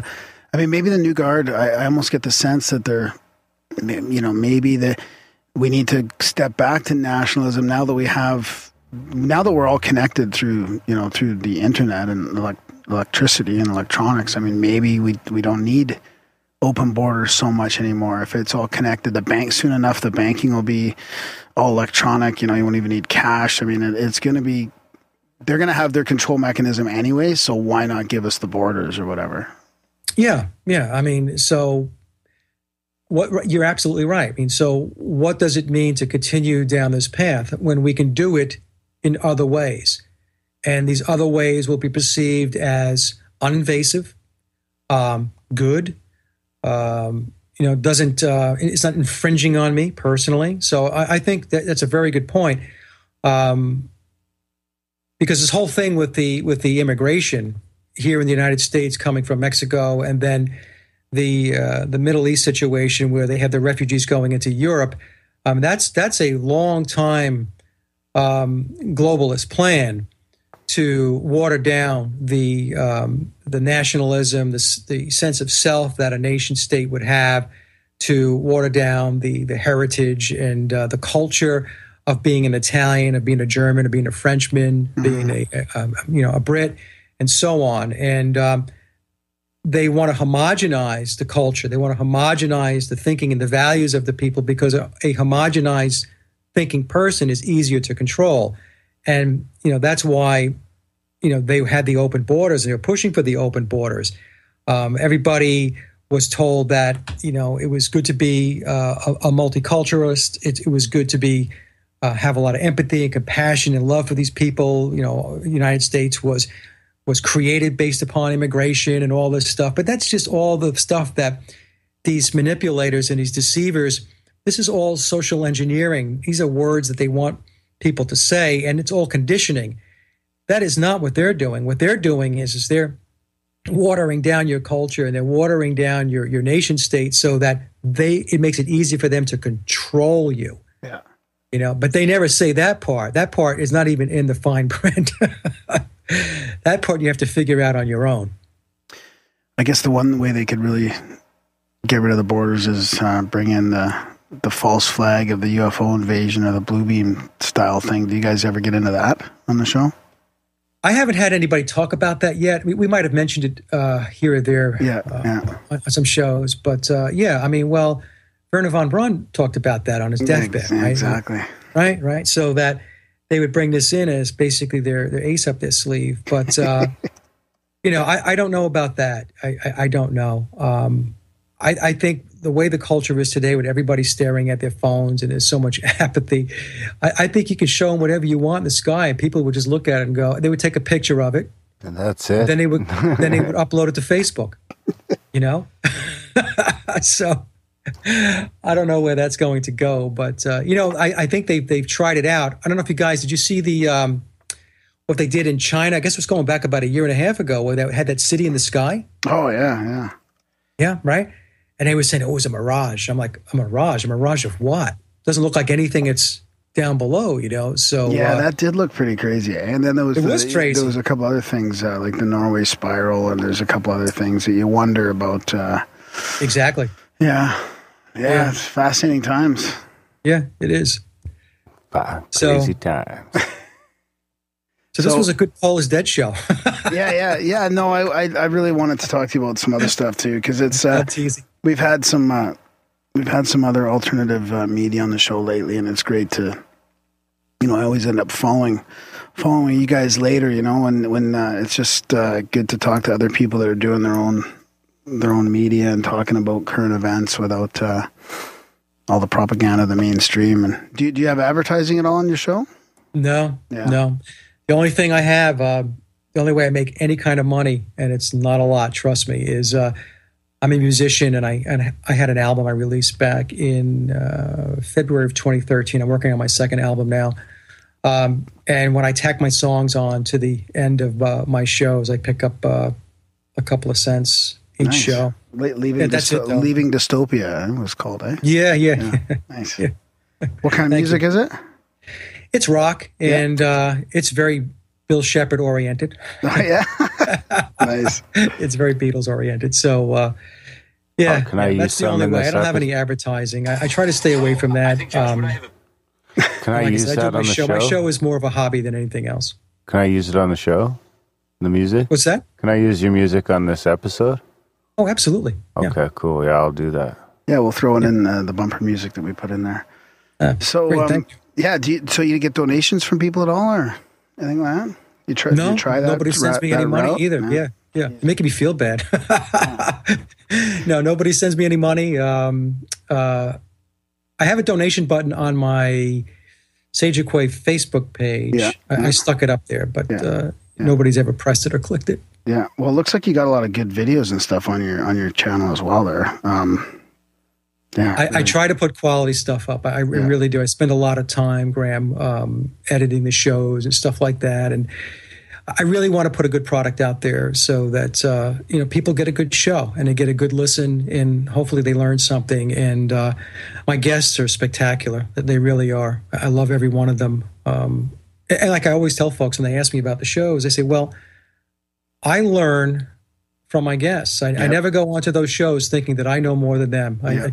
That's a mistake, right? So they're good people, and they're very hardworking people, and sometimes their work is so good that the powers that be like to malign them in some way, but they hang tough. Yeah, man, we know what you mean. Yeah, we learn a lot from our guests too. We try and do the same thing. Yeah. Yeah. So yeah, I'll link to your all that stuff in our show notes as well, and we'll send you a copy when we're done there. Oh, that'd be great. Yeah. It's a lot of fun. Oh, what's going on there, Danny? Oh, I got to take his phone away from him. My phone. Yeah, thanks for coming on, Mike. Really appreciate it. Anytime, guys. Yeah, Anytime. yeah, we'll keep in touch, and have a good night, and enjoy the next America's Next Top President. You think? I wonder if you think any of them will come clean on their deathbed. Yeah, who? Paul. Oh, Paul. Bill Sheppard. Yeah. Yeah. Yeah, Bill said he's going to come clean. He said there's more to come. I think he's already come clean. So he says that one of the reasons why he said he wrote the book was because he's very old now. He's pushing 80 years old. And Wow, what? Yeah, he's 5 years older than biological Paul. Even Paul being 75 seems old to me. Yeah, yeah. So Sheppard's 80 years old, and in the book he states that, look, I don't have a lot of runway left. So, and everybody thinks Paul McCartney wrote these songs. Nobody knows who the hell Bill Sheppard is. So, Yeah. hello. Yeah, that's got to feel a bit weird. Yeah, right, exactly. So he's just going to come out press conference. All right, you motherfuckers. I'm Bill Sheppard. And nobody will believe him. Yeah, that'll be it. Yeah. Yeah. He's a Russian. Right on, Mike. Well, thanks for coming on the show. All right, guys, I really enjoyed it, and thanks. It was a great conversation. Okay. All right, buddy. Take care. Right. Ciao. Bye-bye now. That was our chat with Mike Williams and Mark Allard. Yeah. Oh, Mark was tuned in. Oh, wasn't he? Eh? Oh, yeah. It's too bad he ran out of time. We should hire him for more shows. We should hire him on as an intern. Send in your donations so we can get people to help us out. Yeah. On point. Yeah, Mark's pretty. He's pretty switched on. He's pretty intense. He's got a pretty disciplined practice there. That's a tough one for me. Yeah. What, the whole Paul McCartney thing, or what? Yeah. Oh, you were looking at the pictures online. I'm looking at the pictures right now. And what, you think that's the same dude? Maybe. I think he just got into acid. Got into acid? You think that's what it is? And he shrunk? Or he grew? I don't know. He got all dopey looking. Oh my But God. who knows? I guess we'll find out soon enough. Or maybe the real Paul McCartney will come out. Yeah, I mean, I think that there's something to the whole music industry conspiracy and all that. And I mean, it's a control mechanism. Yeah, there definitely could be something to do that. Yeah. We'll never know. We'll never know the shit that deep. And then I'm thinking, what happened in the 80s with all the one-hit wonders? Like, what were they? Were they doing an experiment in the 80s? Just Ice, Ice, baby. That's funny. I seen a picture on Facebook just like earlier today where it was like a Halloween costume. And it was like the two parents were dressed up as bags of ice. And then the one was holding the baby on the side. Ice, Ice, baby. No? You don't get it? yeah, I get it. Okay. I don't know. Anyway, he had to like if he could get it, actually. You would have just scrolled right past it. Probably. Anyway. Anyways, good chatting with another fellow that talks about all the stuff we talk about. I think he probably gets a little deeper into the conspiracies that we've talked about getting into. We brush on. That we brush on, yeah. That was Maybe a that's fun what one. we should do. It'd be nice to actually talk to this Uharriet. Yeah. Find out the scoop. If it's all just bullshit.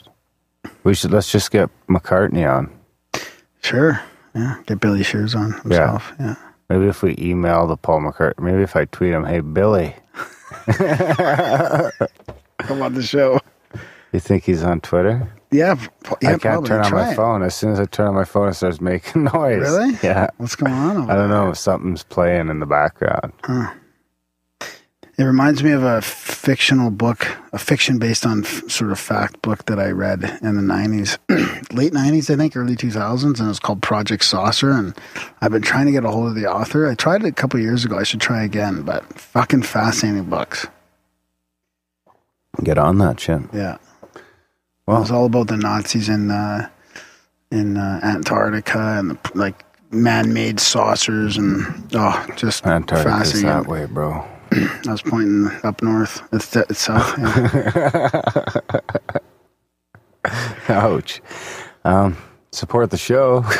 Grimerica.ca/support. Help Please us do. not be a shill. Yeah, please And do. hire Mark on as an intern. Yeah.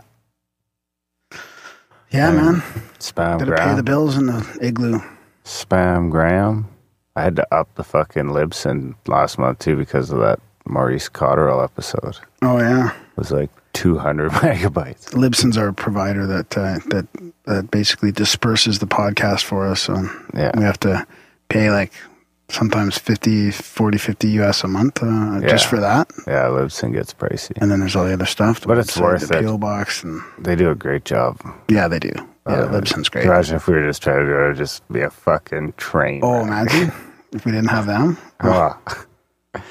Anyway, check out grimerica.ca/support. There's a ton of different ways to help out the show there. Show notes. It's all in the show notes. That's right. Check out the show notes. Graham works hard on the show notes. Spam Graham. Tell him your stories. Tell him your synchros. All that fun stuff. Sign up for the newsletter. Tell your friends about the show. Thanks for listening, guys. We'll see you next week.